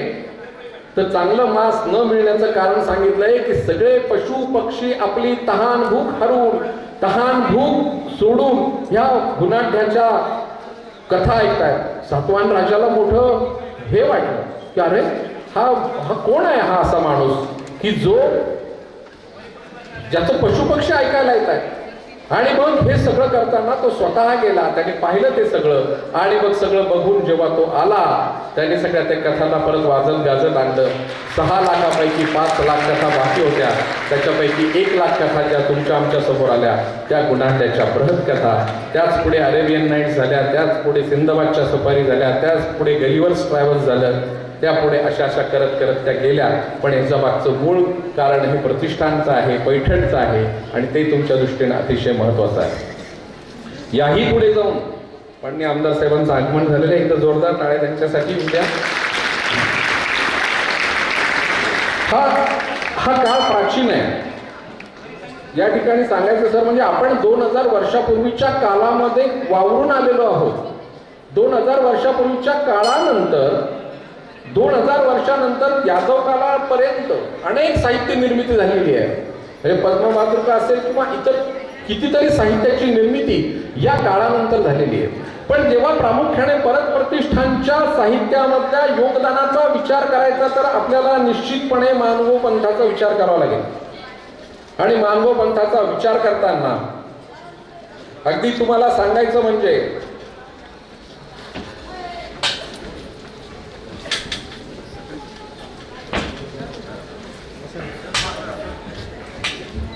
अगदी मानव पंथाचा विचार करताना तुम्हाला सांगायचं म्हणजे मानभावाचं जेवढं कुठलं साहित्य आहे हे सगळंच्या सगळं साहित्य मराठी भाषेत निर्माण झालेलं आहे. मांडव काळामध्ये गंमत बघा, म्हणजे गहा सतसई हा शृंगारमय ग्रंथ होता. जाधव सर तुम्हाला सांगतो की त्या शृंगारमय ग्रंथानंतर भास्कर भट्ट बोरीकरांनी ग्रंथ लिहिले. अनेक शिशुपाल वध असेल किंवा इतर ग्रंथांच्या माध्यमातून जेव्हा मांडवपंथीयांचं वाङ्मय आपल्या समोर येतं तेव्हा आपण दिग्मूढ होतो. यानंतर चक्रधरांच्या नंतर जेव्हा आपण पुढे येतो तेव्हा अर्थातच माऊलींच्या सान्निध्यात येतो. भावार्थ दीपिका, ज्ञानेश्वरी या सगळ्या माध्यमातून आपण जेव्हा पुढे येतो अगदी एकनाथांपर्यंत येतो. आपल्याला कल्पना नाहीये की पैठण परिसरामध्ये 250 नाथपंथीयांच्या समाध्या आज पैठण शहरामध्ये आहेत. पैठणच्या एकनाथांना शांतीब्रह्म म्हणून म्हटलं जातं, पण एकनाथ हे शांतीब्रह्म नव्हे तर एकनाथ हे क्रांतीब्रह्म होते. हे आपल्या सगळ्या कृतीतून त्यांनी दाखवून दिलेलं आहे. अगदी एकनाथांचं सगळ्यात मोठं साहित्य निर्मितीचं कार्य कुठलं असेल तर बाकी सगळे आहेतच ग्रंथ.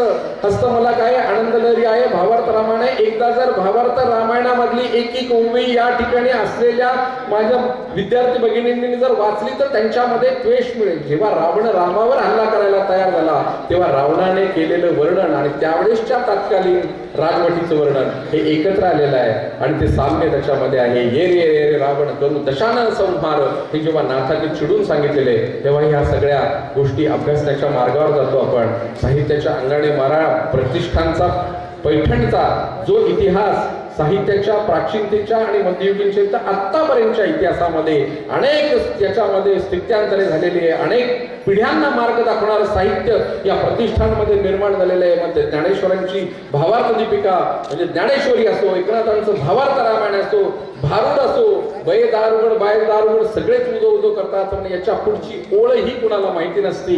निश्चितपणे घरी गेल्यावरती ओळ तुम्ही अभ्यासा आणि नाथांनी ती ओळ का दिली या संदर्भात स्वतःचं चिंतन आणि मनन करा. तेव्हा पैठणचं महत्व, पैठणचं साहित्यातलं महत्व, प्रतिष्ठानचं साहित्यातलं महत्व तुम्हाला कळेल. आणि जेव्हा प्रतिष्ठानचं साहित्याचं महत्व कळेल तेव्हा तुम्हाला पैठण पंचक्रोशीत जन्मलेल्या अनेक विद्वानांचं महत्व समजेल. आणि या भूमीमध्ये जन्म घेतल्याचं सार्थक होऊन स्वतःच जीवन कृतकृत करण्याची निश्चित संधी मिळेल, एक प्रेरणा मिळेल. आणि ती प्रेरणा तुम्हाला मिळो एवढीच ज्ञानदेवांच्या चरणी आज ठिकाणी प्रार्थना करतो आणि थांबतो. जय हिंद, जय महाराष्ट्र. काळातील समग्र व्यवस्था, गाथाशतपथे, सप्तशती, बृहत्कथा आणि संपूर्ण इतिहासाचं वर्णन पैठण म्हणजे काय हे अत्यंत थोड्या वेळात त्यांनी या ठिकाणी आपण ऐकलं, सादर केलं. धन्यवाद सर.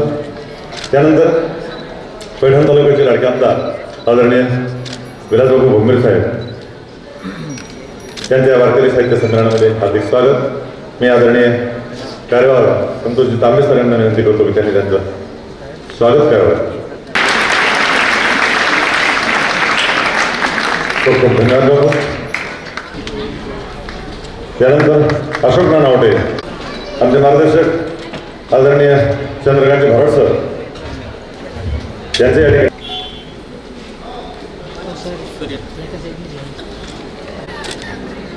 निवडणुकीची अत्यंतिक घाई असल्यामुळं आणि वेळ फार कमी राहिल्यामुळं मी आदरणीय बापूंना या ठिकाणी विनंती करतो की त्यांनी आमच्या या वारकरी साहित्य संमेलनाला शुभेच्छा द्याव्यात.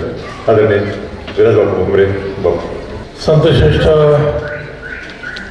ज्ञानेश्वर महाराजांचे नतमस्तक होऊन आज आपल्या आपेगाव येथे जे वारकरी साहित्य संमेलन आयोजित केलं या प्रसंगी उपस्थित हरिभक्तपरायण ज्ञानेश्वर दादा कोल्हापूरकर महाराज या ठिकाणी उपस्थित आणि मला वाटतं महाराष्ट्रामध्ये सर्वाधिक जास्त साहित्य संमेलन घडवून आणले असतील असे आपले संतोष तांबे सर, पराड सर असतील, पोपटदादा असतील, अशोक नानावटे असतील, गुलाब सर असतील, या ठिकाणी आमचे जयंत भाऊ असतील, डॉक्टर सदानंदजी मोरे साहेब असतील, डॉक्टर सतीश बळवे सर असतील, उपस्थित सर्व शिक्षक वर्ग, प्राध्यापक, प्राचार्य आणि या ठिकाणी उपस्थित सर्व माझे विद्यार्थी मित्रांनो, मी खरं तर महाराज सर्वांच्या वतीनं या ठिकाणी मनापासून अभिनंदन करणार आणि आभार मानल. कारण की आपल्या या पैठण शहराचा इतिहास आहे, साधू संतांची भूमी आहे आणि या ठिकाणी सर्वात जास्त साहित्य संमेलन कोणी घडवून आणले असतील ते संतोष तांबे सरांनी घडवून आणले, याचा आम्हाला अभिमान. आता ज्या ठिकाणी सुलभे सरने सांगितलं, मार्गदर्शन करत असताना हलके सर असतील, सर्वच शिक्षक मंडळी असतील. कारण की या शहरामध्ये आता जयंत भाऊ बोलत होते, नाथ महाराजांचा इतिहास असेल, माऊलींचा असेल, शालिवान राजा असेल, हा इतिहास जोपासण्याचं काम ते साहित्य संमेलनाच्या माध्यमातून आपण हे गव्हाणे सरनी सुरू ठेवले. मला वाटतं माझी 3री-4थी वेळेस असेल, कारण तुम्ही पैठणला माहेश्वरमध्ये 1-2 वेळेस बोलवलं होतं. आणि हे साहित्य संमेलन आयोजित करत असताना या ठिकाणी संतोष तांबे सर असतील, त्यांचे सर्व सहकारी असतील. येणाऱ्या काळात जेवढं मोठं साहित्य संमेलन भरवता येईल त्यासाठी जी मदत लागेल, जे सहकार्य लागेल ते येणाऱ्या काळात आपल्याला निश्चित करेल अशी आपल्याला कळवी. या ठिकाणी सकाळची वेळ होती, यायला उशीर झाला त्याबद्दल आपली सर्वांची दिलगिरी व्यक्त करतो. कारण की आपल्या या ठिकाणी कल्पना आहे, नगर परिषदेची निवडणूक लागलेली आहे आणि 2 तारखेला मतदान आहे. आता जयंत भाऊनी सांगितलं वारकरी संप्रदायाचा वारसा आपल्याला जोपासायचा. तसंच आपल्या पैठण शहरामध्ये पर्यटनाचा देखील वारसा आहे जयंत भाऊ, तो देखील आपल्याला जोपासायचा. आणि आज या ठिकाणी मी सर्वांच्या वतीनं शिक्षक वर्ग असतील, सर्व माझे तरुण सहकारी असतील, विद्यार्थी असतील, सर्वांच्या वतीनं संतोष तांबे सरांचे या ठिकाणी मनापासून अभिनंदन करेल. काही अतिशय छान वारकरी साहित्य संमेलन त्यांनी आयोजित केलं, त्याबद्दल त्यांच्या मनापासून आभार व्यक्त करतो. आणि या ठिकाणी आल्यावर माझा आदर सन्मान केला त्याबद्दल देखील मनपूर्वक आभार व्यक्त करतो आणि या ठिकाणी थांबतो. धन्यवाद. जय हिंद, जय महाराज, जय असो. डॉक्टर हंसराज संत ज्ञानेश्वर माऊलींच्या जन्मस्थानी होत असलेल्या वारकरी साहित्य संमेलनात आपण सर्वजण उपस्थित आहात. मध्ययुगीन आणि प्राचीन साहित्यातील प्रतिष्ठान या विषयाच्या अनुषंगाने होत असलेल्या परिसंवादाचे सन्माननीय अध्यक्ष आमचे मार्गदर्शक रामरावणेकर सर, माझ्या आधी या सत्रामध्ये ज्यांनी विवेचन केलं असे डॉक्टर राधाकृष्ण अकोलकरजी, आदरणीय जयवंत पाटील साहेब, आदरणीय भराट सर, या परिसंवादाचं संचालन करणारे सुलाके सर, आदरणीय कोल्हापूरकर दादा आणि आमदार साहेबांनी ज्या गोष्टीचा उल्लेख केला असे प्रतिष्ठान नगरीमध्ये अनेक साहित्य संमेलनं जे आजपर्यंत भरवत आलेली आहे. जसं वारकरी संप्रदायामध्ये कीर्तनाचार्य, मृदंगाचार्य, गायनाचार्य अशा पदव्या असतात. आपल्या सर्वांच्या साक्षीने मला असं वाटतं की आपल्या संतोष तांबे सरांना साहित्य संमेलनाचार्य म्हणायला पाहिजे. अत्यंत धडपडीतून हे सगळं संमेलन उभं करतात आणि आपल्या रसिकांना, श्रोत्यांना मेजवानी देत असतात. मी माझ्या दिलेल्या वेळेत विषय मांडणार आहे महानुभाव साहित्यातील प्रतिष्ठान. माझ्या अगोदरच्या दोन्ही वक्त्यांनी मराठी साहित्यामध्ये पैठणी किंवा प्रतिष्ठानच्या लेखकांनी काय योगदान दिलंय असा त्यांच्या बोलण्याचा सूर होता. चांगली मांडणी केली दोघांनी. पण मी मात्र पैठणमधल्या साहित्यिकांचं योगदान मांडणार नाही. मी महानुभावांच्या वाङ्मयात पैठणचा काय उल्लेख आहे, प्रतिष्ठानचं कर्तृत्व आणि त्याची भौगोलिक, सांस्कृतिक, राजकीय, सामाजिक अंगाने काय उल्लेख आलेले आहेत त्या संदर्भानं माझ्या निर्धारित वेळेमध्ये मांडणी करणार. मित्रो, महानुभाव पंथाचे संस्थापक जेव्हा चक्रधर स्वामी जेव्हा पैठणमध्ये येतात तिथून खऱ्या अर्थानं महानुभावांच्या समग्र साहित्यामध्ये पैठणचा उल्लेख येत जातो. चक्रधर स्वामी संपूर्ण महाराष्ट्रामध्ये फिरत असताना पश्चिम महाराष्ट्रातला काही भाग आणि तळकोकण हा कोकण परिसर हा जर भाग सोडला तर मराठवाडा, खानदेश, विदर्भ, पश्चिम महाराष्ट्रातले काही जिल्हे हा संपूर्ण उभय गंगा तीराचा परिसर चक्रधरांच्या परिभ्रमणाने पावन झालेला आहे. आणि त्यातलं त्यांचं एकूण जे कार्य महाराष्ट्रामध्ये राहिलेलं आहे त्यातला सर्वाधिक काळ सर्वज्ञ श्री चक्रधर हे आपल्या पैठणमध्ये आणि प्रतिष्ठान नगरीमध्ये राहिलेले आहे.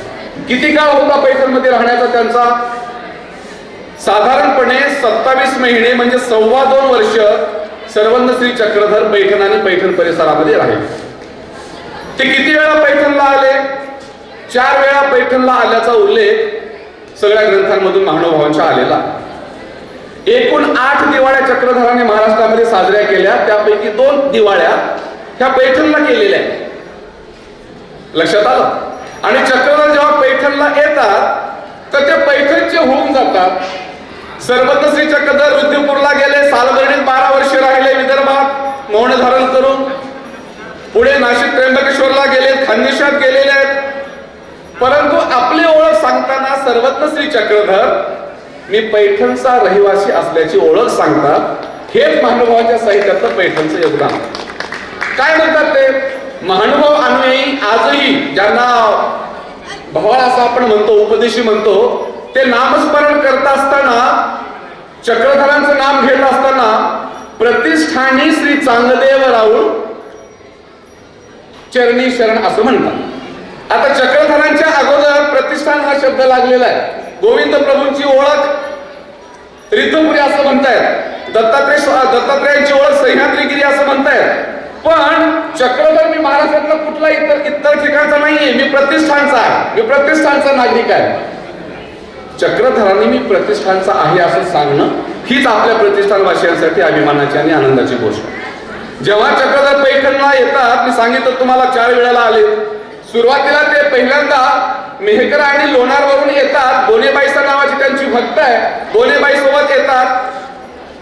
बोनेबाई सोबत म्हणते की जीजी चला आपण त्र्यंबकेश्वरला जाऊ, कुंभमेळा सुरू आहे आणि कुंभमेळ्याला जाऊन येऊ. त्या जथ्यासोबत चक्रधर पैठण मध्ये येतात आणि बोनेबाई जे चक्रधरांना म्हणते त्या वाक्यामध्ये संपूर्ण पैठणच्या नगरीचं वर्णन आहे. आता जसं जयवंत पाटील साहेबांना सांगितलं की आपेगाव हे पैठणचं एक उपनगर आहे. महानुभाव साहित्यामध्ये स्थानपोथीमध्ये पैठण आणि पैठणच्या अवतीभोवती असणाऱ्या 16 उपनगरांचं वर्णन आहे, त्यामध्ये एक आपेगाव. लक्षात घ्या.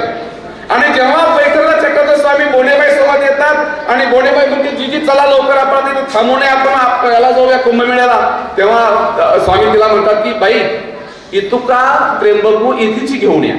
मी आता त्र्यंबकेश्वरला येत नाही, कुंभमेळ्याला मी येत नाही, थोडासा त्र्यंबक मला माझ्यासाठी इथे घेऊन या. ती काय म्हणते बोनेबाई म्हणते जीजी, त्याचं वर्णन फार सुंदर आलंय बघा. ती म्हणते नाबा मौन दे हो हे नगर थोर.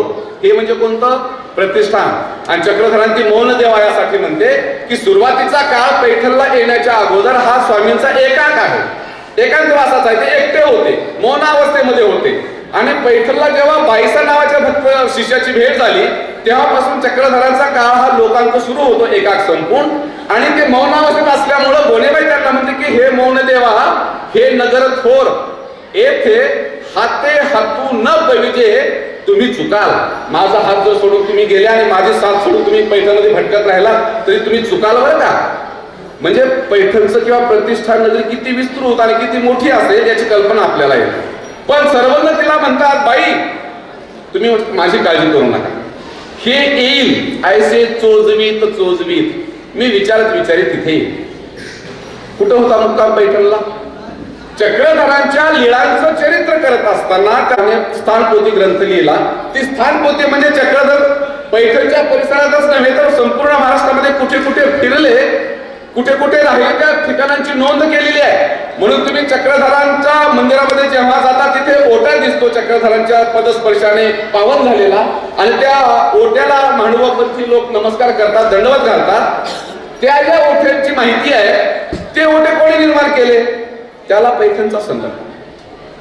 पैठणला एक पद्मिनीबाई नावाची एक पावित्र्य जपणारी एक स्त्री होती आणि ती स्त्री चक्रधरांची शिष्या होती बघा.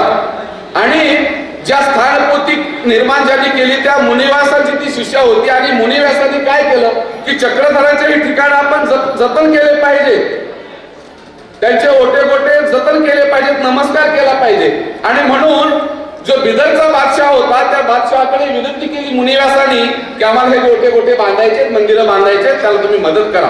आणि पैठणच्या पद्मिनीबाईमुळं महानुभावांची चक्रधरांची स्थानं संवर्धित आणि जतन झालेली आहे. ही गोष्ट आपण लक्षात घेतली पाहिजे. आणि मी सांगत होतो तुम्हाला की चक्रधर पैठणमध्ये आल्याच्या नंतर 2.25 वर्ष राहिले आणि भोगावती घाटावर जिथे ज्ञानेश्वर माऊलींच्या नंतरच्या काळामध्ये दादा संबंध आला, त्या भोगावती घाटावर चक्रधरांनी महानुभाव पंथाची स्थापना केली. यती मुनी वेश स्वीकारला म्हणजे संन्यासी वेश धारण केला. आणि त्यांचं एकांत संपला आणि लोकांचा आत्मीय वर्ग मिळाला, शिष्य परिवार मिळाला आणि मोठा संप्रदाय निर्माण झाला.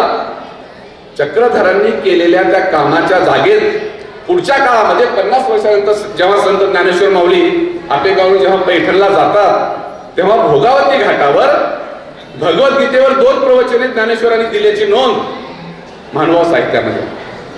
लक्षात घ्या. आज आपण ज्या ठिकाणी चक्रधरांना वंदन करतो ते मंदिर आहे आमच्या प्रतिष्ठान महाविद्यालयाच्या बाजूला. तिथे भोगनारायणाचं मंदिर आहे. तिथे त्याच्या तीर्थखांबाच्या बाजूला बुधादित्येश्वराचं मंदिर आहे. त्या भोगनारायणामध्ये चक्रधर 10 महिने होते. त्याचा सगळा इतिहास, त्याची सगळी माहिती ह्या सगळ्या महानुभाव ग्रंथामध्ये आलेली आपल्याला पाहायला मिळते. हा स्थानपोथी नावाचा जो ग्रंथ आहे महानुभावाने लिहिलेला, त्या ग्रंथाच्या बाबतीत सेतू माधवराव पगडी सारखा अत्यंत महत्वाचा आणि मोठा इतिहासकार नोंदवतो की पैठण या गावाचा 13व्या शतकातील जर भूगोल समजून घ्यायचा असेल तर स्थानपोथी इतका सुंदर ग्रंथ दुसरा कोणताही नाही. आणि मग आपल्याला पैठण समजून घ्यायचे प्राचीन किंवा मध्ययुगीन साहित्यातला, तर आपल्याला आपसुकपणे स्थानपोथीकडे, लीळा चरित्राकडे जाण्याशिवाय पर्याय उरत नाही. आणि म्हणून चक्रधर आणि महानुभाव पैठण समजून घेताना फार महत्वाचे ठरतात. प्रतिष्ठान महात्म्य नावाचा एक ग्रंथ आहे महानुभावांचा, त्याच्यामध्ये प्रतिष्ठानच्या एकूणच विस्ताराची नोंद केलेली आहे. काय नोंद आहे त्याची? तर तिथे पैठणमध्ये जुन्या काळात, त्या काळामध्ये, यादव काळामध्ये 32 तीर्थस्थाने होती, त्याची नोंद या ग्रंथामध्ये आहे. आणि पैठणचा विस्तार किती झालेला आहे? वृद्धासंगम, म्हणजे आता जायकवाडी धरणामध्ये जी ठिकाणं गेली त्या वृद्धासंगमापासून ते व्याघ्रेश्वरापर्यंत गोदावरीचा जो प्रवाह आहे, त्या गोदावरीच्या प्रवाहाच्या अनुषंगाने पैठण नगरीचा विकास आणि विस्तार झालेला आपल्याला पाहायला मिळतो. ही जी उपनगर आहे, मी जसं आज मगाशी म्हणालो की 16 उपनगराची नोंद याच्यामध्ये आहे, तर त्याचा विस्तार किती आहे? तर तो साधारणपणे 18 ते 20 मैलाच्या परिसरामध्ये असलेला आपल्याला पाहायला मिळतो. आणि एक उल्लेख फार महत्वाचा आहे, पैठणच्या वैभवामध्ये भर घालणारा, तो उल्लेख या प्रतिष्ठान महात्म्य ग्रंथात आहे. काकोस नावाचा जो कोणी शिल्पशास्त्रज्ञ होता तो पैठणचा होता. आणि त्या काकोसच्या नेतृत्वाखाली काही इंजिनियरचा म्हणून आपण शिल्पशास्त्रज्ञांचा एक समूह पुढच्या काळामध्ये वेरूळला गेला आणि वेरूळच्या लेण्यांचा जो काही विकास झाला, तो विकास करण्याच्या कामामध्ये पैठणच्या या काकोसच्या नेतृत्वाखाली गेलेल्या इंजिनियरचा सहभाग होता, शिल्पशास्त्रज्ञांचा सहभाग होता, काम होतं. आणि म्हणून आजही तुम्ही बघा वेरूळच्या लेण्यांमध्ये काकोसवाड नावाचं एक लेणं आहे, ते कोकसवाड जे लेणं आहे ते आपल्या पैठणच्या इंजिनियरच्या नावानं झालेलं आहे. त्याचा उल्लेख लीळा चरित्रामध्ये चक्रधरांच्या आलेला आहे. ती गोष्ट आपल्यासाठी महत्वाची वाटते. बघा, म्हणजे वास्तुशिल्पामध्ये किंवा शिल्पकलेमध्ये महत्वाचं योगदान पैठणने जे दिले मध्ययुगामध्ये, त्याची नोंद लीळा चरित्रामध्ये किंवा या स्थानपोथीमध्ये आहे. 17व्या शतकामध्ये कवी नागराजांनी लिहिलेला प्रतिष्ठान वर्णन नावाचा एक महानुभाव लेखकाचा ग्रंथ आहे. त्याच्यामध्ये प्रतिष्ठानची तुलना वाराणसीशी केलेली आहे. आपण पैठणला जे दक्षिण काशी म्हणतो, तर ती काशी आणि ही दक्षिणेतली काशी, ती गंगा आणि ही गोदावरी म्हणजे गंगाच. म्हणून चक्रधरांच्या परिभ्रमणाला उभय गंगातीर असं म्हटलंय. गोदावरी असा उल्लेख नाही, तर गंगा असा उल्लेख आलेला आहे. ह्या प्रतिष्ठान वर्णनामध्ये नागराज नावाच्या लेखकाने, महानुभाव लेखकाने या वाराणसी सोबत तुलना केलेली आहे. आता मी जे तुम्हाला आता म्हणालो की पैठणचा सगळा उल्लेख या महानुभाव ग्रंथामध्ये आलेला, पैठणचा आलाय म्हणजे नेमका कशाचा उल्लेख आलाय? मगाशी मी डुंबरे सरांशी चर्चा करत होतो, त्यांना मी विचारलं की विठ्ठल रुक्मिणीच्या मंदिराचा इतिहास किती जुना आहे? महाराष्ट्रामध्ये विठ्ठल रुक्मिणीचे मंदिर कधीपासून अस्तित्वात आले बाबा? सरांना मी प्रश्न विचारले, त्यांनी उत्तर दिलं. पण या स्थानपोथीमध्ये पैठणमधल्या मंदिरांचा, पैठणमधल्या देवळांचा, पैठणमधल्या मठांचा, घाटांचा, गुंफांचा उल्लेख आलेला आहे. त्याची नोंद मी तुमच्या पुढे ठेवतो. 42 मंदिरं, 19 देवळे म्हणजे छोटे मंदिरं, 9 मठ, 11 गुंफा आणि 4 खंडी यांचा उल्लेख स्थानपोथीमध्ये आलेला. आता 42 मंदिरांचा उल्लेख आलाय, 19 देवळांचा उल्लेख आलाय डुमरे सर, पण ती सगळी मंदिरं ही शिवाची आहेत, महादेवांची आहेत. पैठण मधल्या एकाही विठ्ठल रुक्मिणीच्या मंदिराचा उल्लेख स्थानपोथीमध्ये नाहीये. चक्रधर काळाच्या, यादव काळाच्या स्थानपोथीमध्ये विठ्ठल रुक्मिणीचा मंदिराचा उल्लेख नाही. याचा अर्थ त्या काळामध्ये 13व्या शतकात विठ्ठल रुक्मिणीचं मंदिर पैठणमध्ये नव्हतं का, असा मला एक कालपासून प्रश्न पडलेला आहे. तर त्याचं उत्तर मी जेव्हा शोधायला लागतो तेव्हा लीळा चरित्राचाच मी आधार घेतो आणि लीळा चरित्रामध्ये चक्रधरांच्या तोंडून पंढरपूरच्या विठ्ठलाचं वर्णन येत असताना त्याला क्षत्रपाल विठ्ठल असं म्हटलेलं आहे. क्षत्र ठीक आहे, तेवढ्या क्षेत्राचा तो पालक असा त्याचा शब्दप्रयोग केल्यावर अर्थ होतो. म्हणजे मग चक्रधराच्या काळात, शालिवाहनाच्या काळात पंढरपूरचा विठ्ठल तेवढ्या पुरताच मर्यादित होता का? संपूर्ण महाराष्ट्रामध्ये जर मंदिरं असतील विठ्ठल रुक्मिणीची तर ती या स्थानपोथीमध्ये पैठणला एखादं मंदिर असतं आणि त्याचा उल्लेख असता. त्याचं काय आहे संशोधनासाठी मी एक मुद्दा आपल्यासाठी खुला करतो आणि पुढे जातो. बायसा नावाची बायसेची गुंफा, आपण जिथं चक्रधराला वंदन करायला जातो ते भोगनारायणाचं मंदिर आहे. तिथं शास्त्रमळ आहे, तिथं बायसेची गुंफा आहे. त्या शास्त्रमळामध्ये तुम्ही जेव्हा जाता तेव्हा ते हेमाडपंथी मंदिर आहे, चौक आहे आणि तिथं आपण चक्रधराला वंदन करतो. ते ठिकाण कशाचं आहे, तिथे खांब किती होती, किंवा बाजारामध्ये ढोरेश्वराचं मंदिर होतं, आपण ज्याला आता ढोलेश्वर म्हणतो. त्या ढोरेश्वरच्या मंदिरामध्ये चक्रधर 10 महिने वास्तव्याला होते. तिथं काय करत होते चक्रधर, तर त्याची पण लीळा याच्यामध्ये आलेली आहे. त्या लीळेच्या अनुषंगानं पैठणच्या त्या पुरातन मंदिराचं वर्णन आलंय. तिथे 3 खांब आहेत आणि मग चक्रधर त्या खांबाला फेरे मारून खेळ खेळायचे. कसला खेळ होता तो, खडक खांबोल्याचा खेळ. म्हणजे ते लपायचे खांबाच्या पाठीमागे आणि भक्तांना शोधायला लागायचे. तर तो खेळ चक्रधर तिथे खेळला आणि त्या ढोरेश्वर मंदिराच्या बाजूला एका न्हाव्याचं दुकान होतं, केस कापण्याचं. आणि ते केस कापणारा भटोबा त्याच्याकडे जातात आणि म्हणतात की अरे आमच्या स्वामीची तुला क्षौर करायचा आहे स्वामींचा. तो म्हणतो नाही मी नाही करणार. पैठणमध्ये घटना असल्या कारणाने मी तुम्हाला आवर्जून सांगतोय. तो म्हणतो की आडेवेडे घेतो. तो म्हणतो मी तुला दुप्पट दाम देईल चल. आणि त्या न्हाव्याला घेऊन भटोबास भोगनारायणच्या मंदिरात येतात, जिथं आता स्थान आहे चक्रधरांचं मंदिराचं. तिथे येतात आणि तो स्वामींना पाहतो. पाहिल्याबरोबर त्याचा अहंकार गळून पडतो. जो 2 दाम घेतल्यावर सुद्धा यायला तयार नव्हता, तो न्हावी तयार होतो. नुसता तयार होत नाही, तो म्हणतो की जीजी मला पैसे नकोय. कशाचे, डोकी करण्याचे. मी पैसे घेणार नाही. पैसे तर घेणारच नाही, पण त्याने एक वचन मिळवलं स्वामींकडून. काय वचन मिळवलं, तो म्हणतो की मी जोपर्यंत स्वामी तुम्ही पैठणमध्ये आहात तोपर्यंत मी तुमची डोकी करेन. दुसऱ्या न्हाव्याला मी तुमची डोकी करू देणार नाही. आणि डोकी करेन पण ते सुद्धा 1ही रुपया दाम न घेता. आणि त्याने पण केला. स्वामी त्याला वचन दिलं मी पैठणमध्ये असेपर्यंत तुझ्याकडून डोकी करून घेईन. आणि त्याने एक पण केला की तुम्हाला वापरलेला वस्त्रा मी दुसऱ्या गिऱ्हाईकाला वापरणार. स्वामीसाठी त्याने स्वतंत्र वस्त्रा ठेवला. ती घटना ढोरेश्वर मंदिराच्या बाजूची आहे. ती मला फार महत्वाची वाटते. जेव्हा आपण तीर्थखांब पाहायला जातो भराडसर, तिथे मुधादित्येश्वराचं मंदिर होतं. त्याचे उल्लेख महानुभाव साहित्यामध्ये आलेले आहे. काय आहे मुधादित्येश्वराचं मंदिर, आता ते मंदिर शिल्लक नाही गवळीसर. मुधादित्येश्वरामध्ये चक्रधरांच्या शेवटच्या काळामध्ये महाजनांची सभा बसली आणि महाजन म्हणायला लागले की हा म्हणजे चक्रधर आमचा मार्ग उच्छेदिती, आमचा मार्ग हा फोडून टाकतोय. सनातन्यांचा उच्च वर्णाचा मार्ग हा फोडून टाकतोय. हा बायकांना शिक्षण देतोय, प्रवचन देतोय, त्यांना मोक्षाचा अधिकार सांगतोय. इथल्या मातंगांना, स्पृश्यांना, न्हाव्यांना तो म्हणतोय की तुम्हाला मोक्षाचा अधिकार आहे, हा आमचा मार्ग उच्छेदितो. मग महाजनांची सभा बसली, त्याला शिक्षा झाली पाहिजे चक्रधराला. त्या मुधादित्येश्वराच्या मंदिरात आवारात महाजनांची सभा बसली आणि चक्रधरांच्या अवयव छेदाची शिक्षा त्या महाजनांनी चक्रधरांना सुनावली. त्याचं कारण एकच होतं की हा स्त्रियांना अधिकार देतोय, इथल्या अस्पृश्यांना अधिकार सांगतोय. ती घटना पैठणची आहे.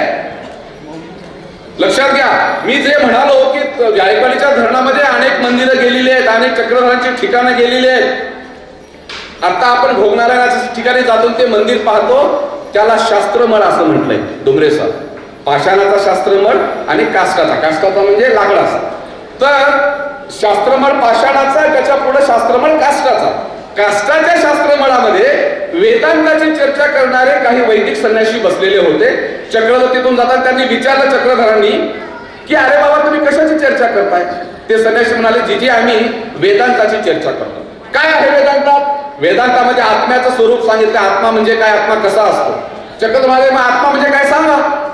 त्यांनी सांगितलं आत्मा म्हणजे हे आता ही सगळी चर्चा करताना देवगिरी यादवाचा जो गुरु होता, हेमाद्री पंडित जो काम पाहायचा पुरोहित होता, प्रधान होता, त्या हेमाद्री पंडिताला आणि पुढच्या काळामध्ये जे ब्रह्मसाणू आहेत, जे महदाश्रम आहेत, त्या महदाश्रमाला वाटलं की चक्रधर आपले शिष्य पळवतोय. महानुभाव असतील किंवा वारकरी असतील किंवा काही असेल किंवा आमच्या प्राध्यापकी पेशामध्ये असू द्या कोल्हापूरकर दादा, शिष्य पळवणे ही घटना फार अवघड होऊन बसते. एकमेकांचे शिष्य पळवणे आणि आपला शिष्य करून घेणे ही महानुभाव असू देत किंवा आमच्या प्राध्यापकांमध्ये असू देत किंवा वारकऱ्यांमधून असू देत, ते आवडत नाही. आणि ब्रह्मस्वामीला वाटलं किंवा महदाश्रमाला वाटलं की हा चक्रधर तर माझे शिष्य पळवतोय, कारण सगळे संन्यासी उठून चक्रधरांचं प्रवचन ऐकायला बसले. महदाश्रमाने चक्रधराला त्या शास्त्र मठात बोलवलं की स्वामी तुम्ही आमच्या भेटीला या. त्याला दगा द्यायचा होता, चक्रधरांचा वध करायचा होता, मारायचं होतं. आणि चक्रधर शास्त्र मठात गेलेले आहेत, त्या चौकात बसलेले आहेत, गेलेले आहेत. आणि तो महाराष्ट्र म्हणतो की जीजी बसा. त्याने आसन केलंय, आसनावर एक पांढरा कपडा टाकलेला आहे, त्याला म्हणायचं यंत्रासन पूजा. घातपात करण्याची पद्धत जुन्या काळापासून आहे मस्के सर. त्याला आदरात थिरकाराने बोलायचं आणि त्याला पाडायचं. यंत्रासन म्हणजे काय? एक प्रकारचं एक यंत्र रचलं, आसन केलं, पण त्या आसनाच्या खाली मोठा खड्डा केला. जो माणूस येतो तो आदरार्थी घेऊन बसायला जातो आणि तो मध्येच पडतो, त्याला संपून टाकायचं. चक्रधरांनी ओळखलं की हा महदाश्रमाने काहीतरी चालाकी केलेली आहे. चक्रधरांचे आसन पाडून टाकलं आणि मग ते त्यावर बसले. ती घटना पैठणची आपल्याला आजही तिथे पाहायला मिळते. बघा, ज्या ठिकाणी स्त्रियांना मोक्षाचा अधिकार देतोयस, मराठीमधून तत्वज्ञानाचं निरूपण करतोयस, म्हणून चक्रधराला मुदादित्येश्वरा तीर्थखांबाच्या बाजूला शिक्षा सुनावली.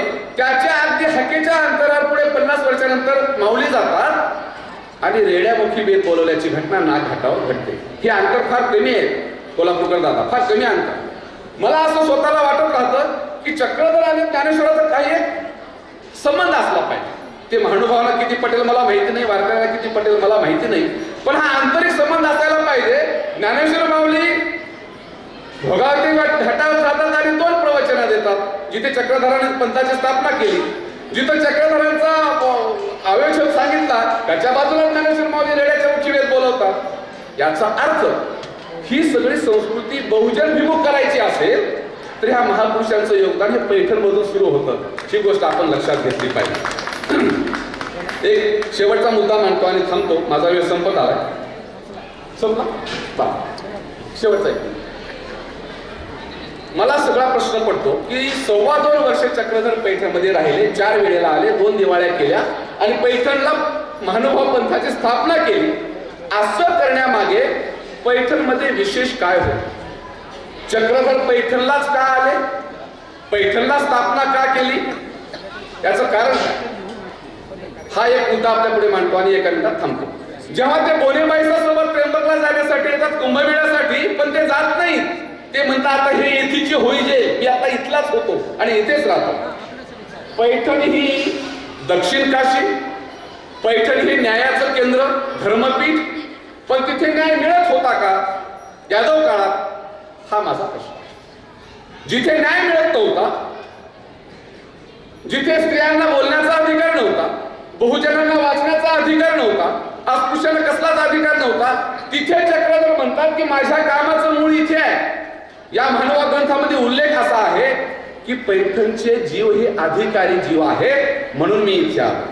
आपण त्या अर्थाने अधिकारी आहोत. मी जेव्हा कुठे कार्यक्रमाला जातो महानुभावांच्या, तेव्हा डोंगरे सर कुठून तुम्ही आला? तर प्रतिष्ठान पैठणवरून. महानुभाव लोकांना अत्यंत आदर वाटतो माझ्याविषयी, का तर माझ्या स्वामींच्या भूमीतून हा आला.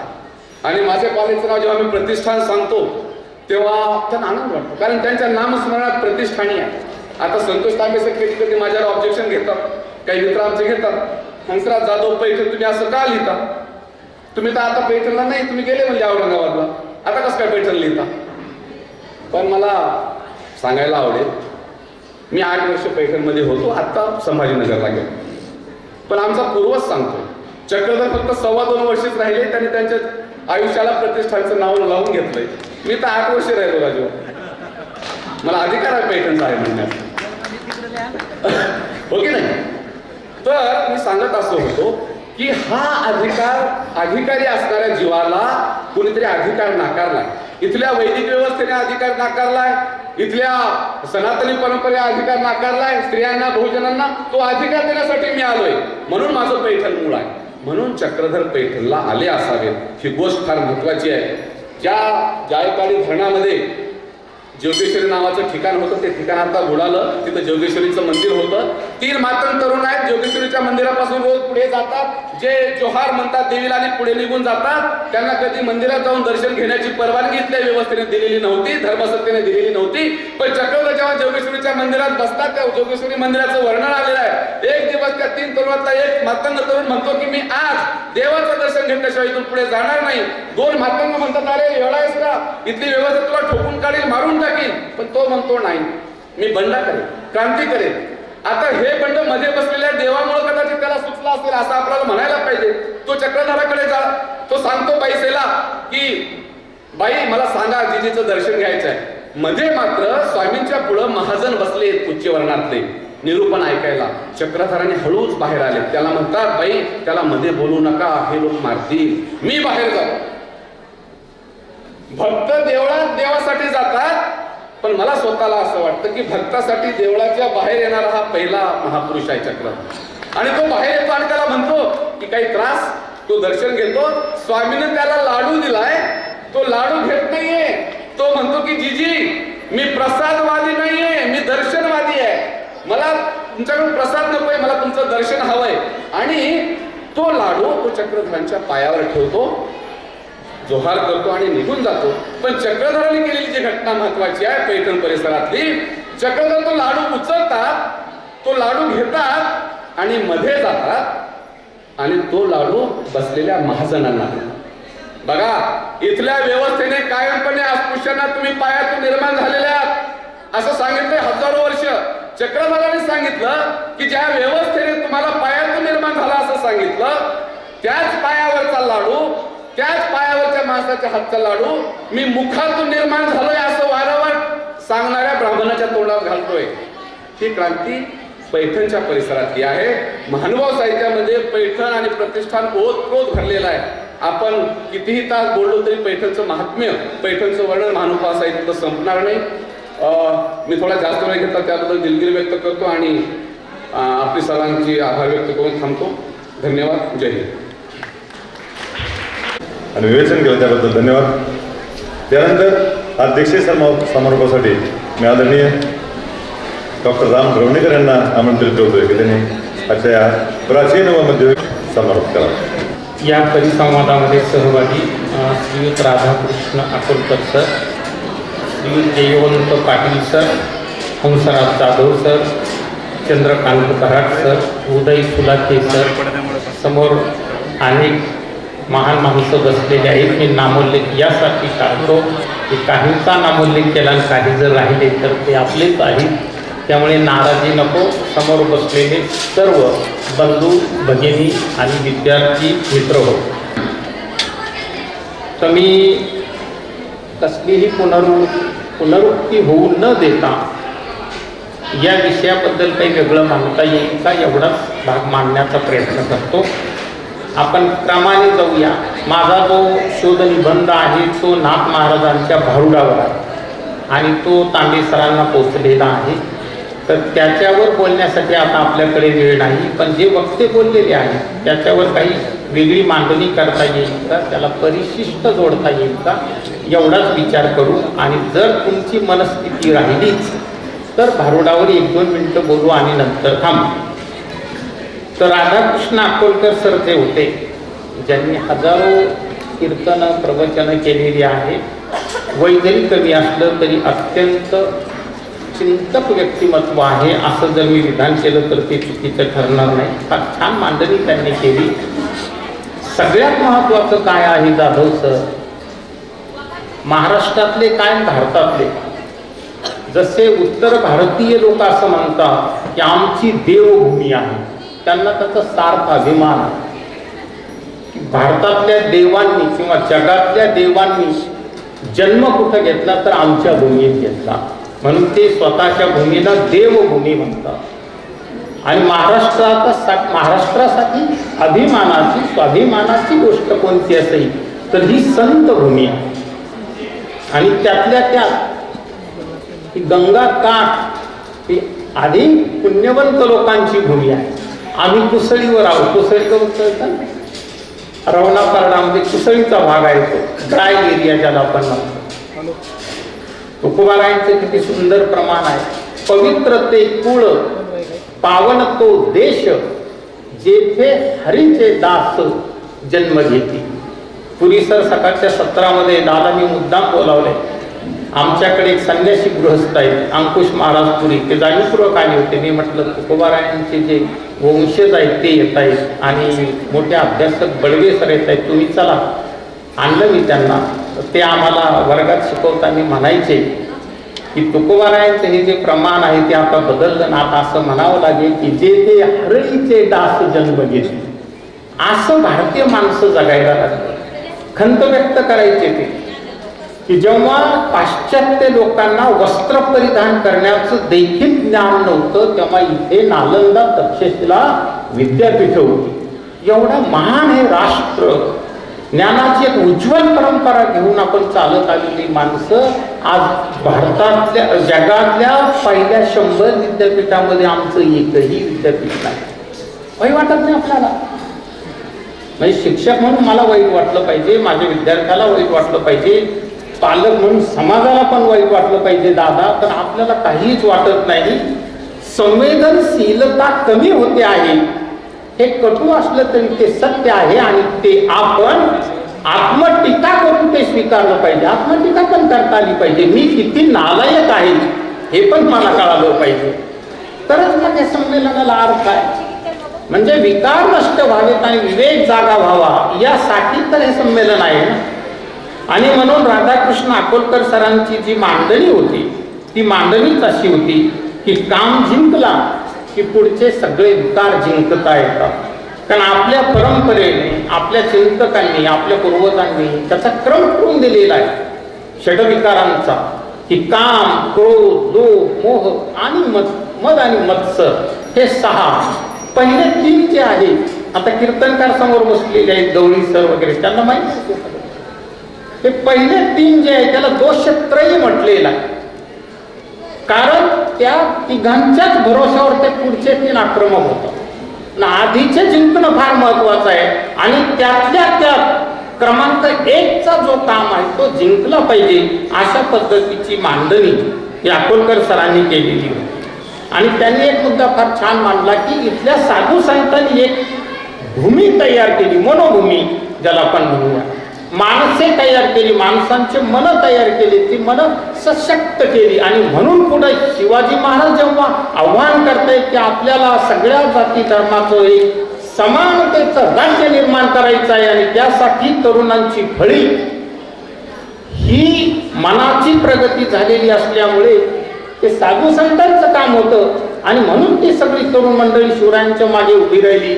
आणि पुढे काय घडलेलं आहे विस्तार काय असतो ते मी मांडत नाही, आपल्याला सगळ्यांना ते माहीत आहे. त्याचाही त्यांनी असा जाता जाता तो उल्लेख केला होता. बहिणाबाईंच्या वर ते बोलले. खरं तर बहिणाबाईंचं काम एवढं मोठं आहे, म्हणूनच डुंबरे सर आम्ही आंबडला तो 1 दिवसाचं चर्चासत्र आम्ही घेतलं, जाणीवपूर्वक घेतलं. तर 4 संतांचं चरित्र, नामदेव महाराज, ज्ञानेश्वर महाराज, एकनाथ महाराज आणि तुकाराम महाराज, अल्पाक्षरत्व हा जो गुण आहे तो गुण बहिणाबाईतून शिकावा, सगळ्या संतांकडून शिकावा, पण बहिणाबाईतून विशेषत्वाने शिकावा असं मी म्हणेन. एका अभंगामध्ये 4ही संतांच्या कार्यांचा गौरव ही माता करते आहे, हा भाग आपण लक्षात घेतला पाहिजे. आणि त्यांनी ते नृत्य वगैरे याच्यावर ते थोडंसं बोलले. जिजाऊ मासाहेब शिवरायांना एकदाच म्हणाल्या, ते छोटे असताना त्यांना ते शोभा म्हणायच्या किंवा बाळराजे म्हणा. एकदाच मासाहेबांनी सांगितलं की बाळराजे तुम्हाला आम्ही जन्म दिला तो आया बहिणींचं रक्षण करण्यासाठी. इतिहास साक्ष देतो की शिवाजी महाराजांच्या सबंध आयुष्यामध्ये शिवाजी महाराजांनी कधीही कोणत्याही बाईचं नृत्य पाहिलं नाही. हा आहे संस्कार आणि हा संस्कार हे धर्मग्रंथ देत असतात, त्याचे अनुयायी देत असतात आणि त्याच्यातून राजकारणी संस्कारित होत असतात आणि त्या पद्धतीनं ती व्यवस्था निर्माण होत असते. हे पण आपण मुळातून समजून घेण्याची आवश्यकता. त्याच्यानंतर जयवंत पाटील सर, त्यांच्याबद्दल मी इथे जास्त बोलण्याची यासाठी आवश्यकता नाही की ते या भूमीचे आहे, तुम्हाला सगळ्यांना ते परिचयाचे आहे. मी तांबे सरांना फोन केला होता की सर मी तिथे येतो आणि पैठण नगरीतले जे जे संत आहेत त्यांचे ग्रंथ खरेदी करतो. नसता अध्यक्षापेक्षा व्याख्यान त्यांचं चांगलं व्याख्यान व्हायचं, तुम्ही मला अध्यक्ष केलं, माझं तिथं पडायचं, असं होऊ नये म्हणून मी इथे आलो. खरात नावाचे गृहस्थ आहेत तिथे, त्यांनी मला त्या पाटील सरांचं नाव सांगितलं होतं की सर तुम्ही जर पाटील सरांना भेटलात तर तुम्हाला पैठणचा बराचसा इतिहास कळेल. तुम्ही म्हटलं मला रेडीमेड नको, मला थोडेसे कष्ट घेऊ द्या, तुमच्याकडे जे काही ग्रंथ त्या अनुषंगाने असतील ते ग्रंथ मला द्या. मी ते काही ग्रंथ खरेदी केले, बऱ्यापैकी ते चाळले आणि एक तयारी करून मी आलो. तर त्या पाटील सरांनी फार मोठा अभ्यास केलेला आहे, ते त्यांच्या बोलण्यावरून लक्षात येत होतं. गोदावरी मातेचं ते फार वर्णन करत होते सुंदर पद्धतीनं. तेव्हा मला ज्ञानोबारायांची एक सुंदर ओवी आठवली की फेडीत पाप ताप, फेडीत पाप ताप, पोखीत तिरीचे पादप, समुद्राचा आप गंगेचे जैसे. की गंगा मातेचं जीवन आणि तिचं अंतिम ध्येय काय आहे, तर ती उगमापासून ते अगदी सागराला भेटेपर्यंत ती परोपकार करत चालते. आजूबाजूच्या झाडा झुडपांना लता वेलींना ती पुष्ट करत करत करत करत पुढे पुढे प्रवास करते आणि शेवटी ती सागराला जाऊन भेटते. साधूंनी, इथल्या संतांनी, इथल्या लिहित्या हातांनी तेच काम केलेलं आहे, हे आपण मुळातून समजून घेण्याची आवश्यकता आहे. मराठी भाषेचा उल्लेख त्यांनी केलेला आहे वारंवार की मराठी आमची किती श्रेष्ठ अशी भाषा आहे. ज्ञानोबारायांचाही त्यांनी उल्लेख केला की माझा मराठाची बोल कौतुके, परी अमृता तेही पैजा जिंके, आईसी अक्षरे रसिके मेळवीन.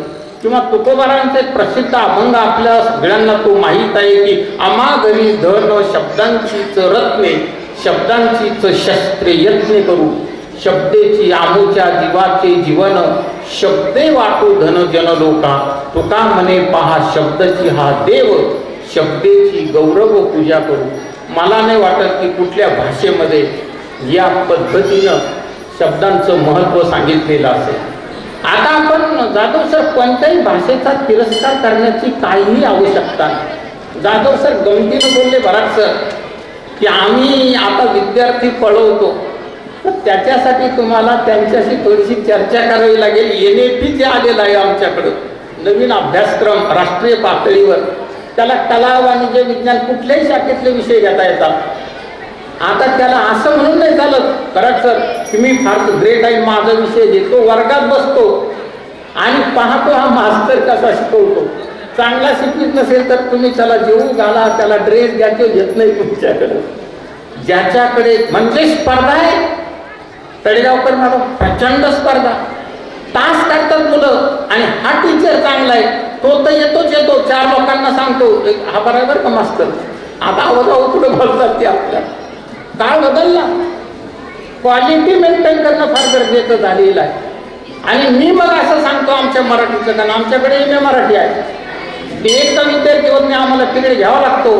ते डोरले सर आमचे विद्यार्थी बसलेले विचारत नाही, एकदा विद्यार्थी होत नाही, पिरियडच घ्यावा लागतो तिथे. आणि मग मी तर मुलांना असं सांगतो की आपण किमान 3 भाषा आपल्याला आल्या पाहिजे, आपण बहुभाषिक बनूया. पण आपलं तर आपल्याला सांगायचं लागेल ना, ते ठासून सांगायचं. इंग्रजी ग्रेटच आहे, शंकाचं नाही, शेक्सपियरचे म्हणायचं, प्रारंभ इंग्रजीपासून करायचा, पण समारोप गोड करायचा ना आपला करायचा. मग त्याला शांतपणे सांगायचं की ज्ञानोबारायांनी जे पसायदान सांगितलं, इतकं सुंदर पसायदान जगातल्या कोणत्याही भाषेतल्या कोणत्याही कवीला आजपर्यंत सांगता आलं नाही. आणि आलं असेल तर ती कविता घेऊन येईल, खरंच सांगता नाही आली दादा. ते विश्वगीत शोभावं इतकं सुंदर आहे. जो जे वांछील तो ते लाभो प्राणी जातो. काय ताकद आहे, म्हणजे ज्ञानांचे ज्ञानी ज्ञानोबा आहे, त्यांच्यावर जरी आपण 10 मिनिटं बोललो तो विद्यार्थी मराठी घेतो. बरोबर आहे कुंद्रे सर, घेतो तो मराठी, त्याला फक्त आपण त्या पद्धतीने समजून सांगितलं पाहिजे. त्यांनी उल्लेख केला चक्रधर महाराज किंवा चक्रधर स्वामी बरेच वर्ष पैठण नगरीमध्ये राहिले, पण भास्कर भट्ट बोरीकर आणि कवी नरेंद्र महाराज हे सुद्धा पैठण नगरीमध्ये काही महिने राहिलेले आहेत याचाही उल्लेख येतो. आता त्याच्यामध्ये सर महानुभावा काही माझा फार अभ्यास नाही, मी वारकरी आहे, पण मला ते एक विधान मी जाणीवपूर्वक इथे आणलेलं आहे की ते कथाभाग मी सांगत नाही, ते सस्याचं रक्षण केलेलं आहे. स्वामींना तो पारधी शरण आलेला आहे आणि मग स्वामी त्या सस्याच्या अंगावरून हात फिरवतात आणि त्याला शांतपणे सांगतात की महात्मे हो, आता तुम्ही जावा. मग माझ्यातला शिक्षक चिंतन करायला लागतो की सशासारख्या एका छोट्याशा प्राण्याला एवढा ज्ञानी हा माणूस महात्मा का म्हणत असेल. पगार आपल्याला चिंतनाचं आहे ना, नुसतं वाचनाचं नाही, चिंतन पण करता आलं पाहिजे. आणि मग लक्षात येतं ते चिंतन आणि ते ध्यानी येतं की ससा छोटा आहे पण चपळ आहे. चपळता तिथे असते जिथे विकार नष्ट झालेला असतात, विशेषत्वाने काम जिंकलेला असतो ती माणसं चपळ असतात किंवा ते सजीव चपळ असतात. म्हणून ससा कसा आहे तर विकार बाजूला सारून तो विवेकी बनलेला आहे. आणि दुसरं एक वैशिष्ट्य त्याचं लक्षात येतं की तो जसा बाह्यांगानं धवल आहे तसा तो अंतरांगानं सुद्धा धवल आहे. आणि म्हणून चक्रधर स्वामींसारखा महात्मा त्याला महात्मा म्हणतो आहे. ही एक गोष्ट आपण लक्षात घ्या. तुम्ही बोलता बोलता असं म्हणालात की पंढरीच्या त्या मंदिरांचं किंवा एकूणच वय वगैरे ते विचारलेलं आहे, तेव्हा मला जनाबाई साहेबांची आठवण झाली. आणि त्या काय म्हणतात की जेव्हा नव्हते चराचर तेव्हा होते पंढरपूर. आणि वाचावी ज्ञानेश्वरी, डोळा पहावी पंढरी. महाराज मला ते आमचे MA चे विद्यार्थी एकदा म्हणाले आम्ही का वाचायची ज्ञानेश्वरी. मी म्हणाला आई साहेब म्हटलं म्हणून वाचायची. पण कोणत्या आई साहेब म्हटलं जनाबाई साहेब. तुमची क्षमा मागून सांगतो सर मी, आपण मराठीच्या शिक्षकांनी कधीच म्हणायचं नाही मी या मताचा आहे. तुम्हाला पटत नसेल तर सोडून द्या, पण मला असं वाटतं महाराज की आम्ही मराठीच्या शिक्षकांनी चुकून द्या असं म्हणू नये की स्त्रियांना इथं बोलू दिल्या जात नव्हतं. स्त्रियांना जर बोलू दिल्या जात नव्हतं तर जनाबाई साहेब कोण आहे, सोयराबाई साहेब कोण आहे, मुक्ताई कोण आहे, कान्होपात्रा कोण आहे. स्त्रियांना बोलू दिल्या जात होतं. तळेगावकर मॅडम बोलत होत्या स्त्रिया, ज्यांच्यामध्ये ताकद होती त्या बोलल्या. अनेक आमच्या माता भगिनी बोलल्या नाही. आज स्वातंत्र्याला जवळपास 100 वर्ष होत आलेले आहेत. सगळ्या भगिनी कुठं बोलतात. एवढं स्वातंत्र्याचं वय झालं तरी खेड्यापाड्यातल्या बायका नाही बोलत ना. हो ना, करू ना, आपण चर्चा करू ना. त्याच्यातून नवनीतच जन्माला येईल. हा बरं झालं दादा म्हणतात मी करतो तुमच्याशी चर्चा. पण दादा मी खरं बोलतोय की नाही. तर या देशामध्ये हजारो वर्ष माझ्या माता भगिनी मागे बसलेल्या आहेत. मी तुमच्या चरणी नम्र प्रार्थना करतो की हे डोक्यामध्ये ठेवा की या देशामध्ये हजारो वर्षापासून तुमचा विलक्षण आदर, हा शब्द अधोरेखित करा, तुमचा विलक्षण आदर या व्यवस्थेने केलेला आहे, इथल्या माणसांनी केलेला आहे. इथल्या साधू संतांनी आचारसंहिता सांगितली ती पुरुषांना सांगितली, स्त्रियांना कधीही आचारसंहिता सांगितली नाही. त्याचं कारण असं आहे की साधू संत असं समजायची की स्त्रिया चांगल्याच आहेत, परालिया नारी मौली समान. ही आचारसंहिता आम्हाला सांगितली की तुमची स्त्री सोडून जगातल्या सगळ्या स्त्रिया माते समान माना. असा अभंग नाही लिहिला तुकोबारायांनी की परालिया पुरुष पित्या समान. त्यांना नाही सांगितलं कारण त्यांना माहीत होतं या 7 जन्मासाठी त्याच्याशी एकरूप झालेले आहे, आपण नाही. हे कटू असलं तरी हे सत्य आहे आणि हे आम्ही सांगितलं पाहिजे, आम्ही स्वीकारलं पाहिजे. म्हणून माता बहिणींना सुद्धा मी विनंती करतो. तर भारुडावर बोलू का नको बोलू. नाही, तुमच्या चेहऱ्यावर मला असं वाटतं मी नको बोलू. तर आदरणीय दादा, आमचे मित्र तांबे सर, म्हणजे बऱ्याच दादांना सांगतो की मी MA करत होतो विद्यापीठात आणि तांबे सर होते. तर आम्ही दोघं एका व्यासपीठावर यायचो वादविवाद स्पर्धेला. ते एका बाजूनं आम्ही एका बाजूनं. तेव्हापासूनची आमची मैत्री 35 वर्षापासूनची. तर आठवणीनं त्यांनी मला इथे बोलावलं, त्याबद्दल मी आपले मनःपूर्वक ऋण व्यक्त करतो. आता हे काहीतरी बोलायचं म्हणून बोलत नाही, तर अशा या पवित्रतम भूमीमध्ये अभिव्यक्त होण्याची संधी दादा तुम्ही आम्हाला दिली, त्याबद्दल आपल्या चरणी आयुष्यभर मी नतमस्तक असेल. हे भाग्य काही सहज उपलब्ध होत नाही, सहज मिळत नाही. आमच्याही वाडवडिलाचं काहीतरी पुण्य असेल म्हणून इथं येऊन आम्हाला बोलण्याची संधी दिली. जे काही चांगलं असेल ते आमच्या पुलिसरांचं आहे, गुरुजनांचं आहे. जे काही चुकलं असेल ते आमच्या मर्यादा आहेत. मला बोलण्याची संधी दिली, सर्वांनी ऐकून घेतलं. सर्वांचे आभार मानतो आणि थांबतो. जय हिंद, जय जगत. मध्ये सर्व वक्त्यांच्या संवादावर त्या ठिकाणी परामर्श घेतलेला आहे आणि आपलंही वेगळं अनुभव त्या ठिकाणी सर्व श्रोत्यांना टाकून दिले आहे. त्यानंतर आवड प्रदर्शनासाठी मी ससाऱ्यांना विनंती करतो. साहित्य संमेलनासाठी आज जो पहिला परिसंवाद झालेला आहे, या परिसंवादाचा विषय प्राचीन व मध्ययुगीन साहित्यातील प्रतिष्ठान. यासाठी या कार्यक्रमाचे अध्यक्षस्थान म्हणून जे आपल्यास लाभलेले डॉक्टर राम रमणे सर, या ठिकाणी ज्यांनी आपल्याला या प्रतिष्ठानचं वैभव जो हुकल करून सांगितलं, त्यामध्ये माननीय जयवंत पाटील की प्रतिष्ठान सातवाहन कालखंडाचा इतिहास, डॉक्टर हंसराज जाधव यांनी आपल्याला महानुभव संप्रदाय या प्रतिष्ठानमधील संप्रदाय संदर्भातील संदर्भ देऊन आपल्याला समजावून सांगण्याचा प्रयत्न केला. त्यानंतर डॉक्टर राधाकृष्ण अकोलकर यांनी आपल्याला नाथांचं वाङ्मय या ठिकाणी उकल करून सांगितला. तसेच या ठिकाणी या सर्व मान्यवरांचे मी या ठिकाणी आभार व्यक्त करतो. तसेच सर्व श्रोत्यांचे आभार व्यक्त करतो. सामान्यांच्या न्याय हक्कासाठी पाहत रहा फक्त दखनी स्वराज्य.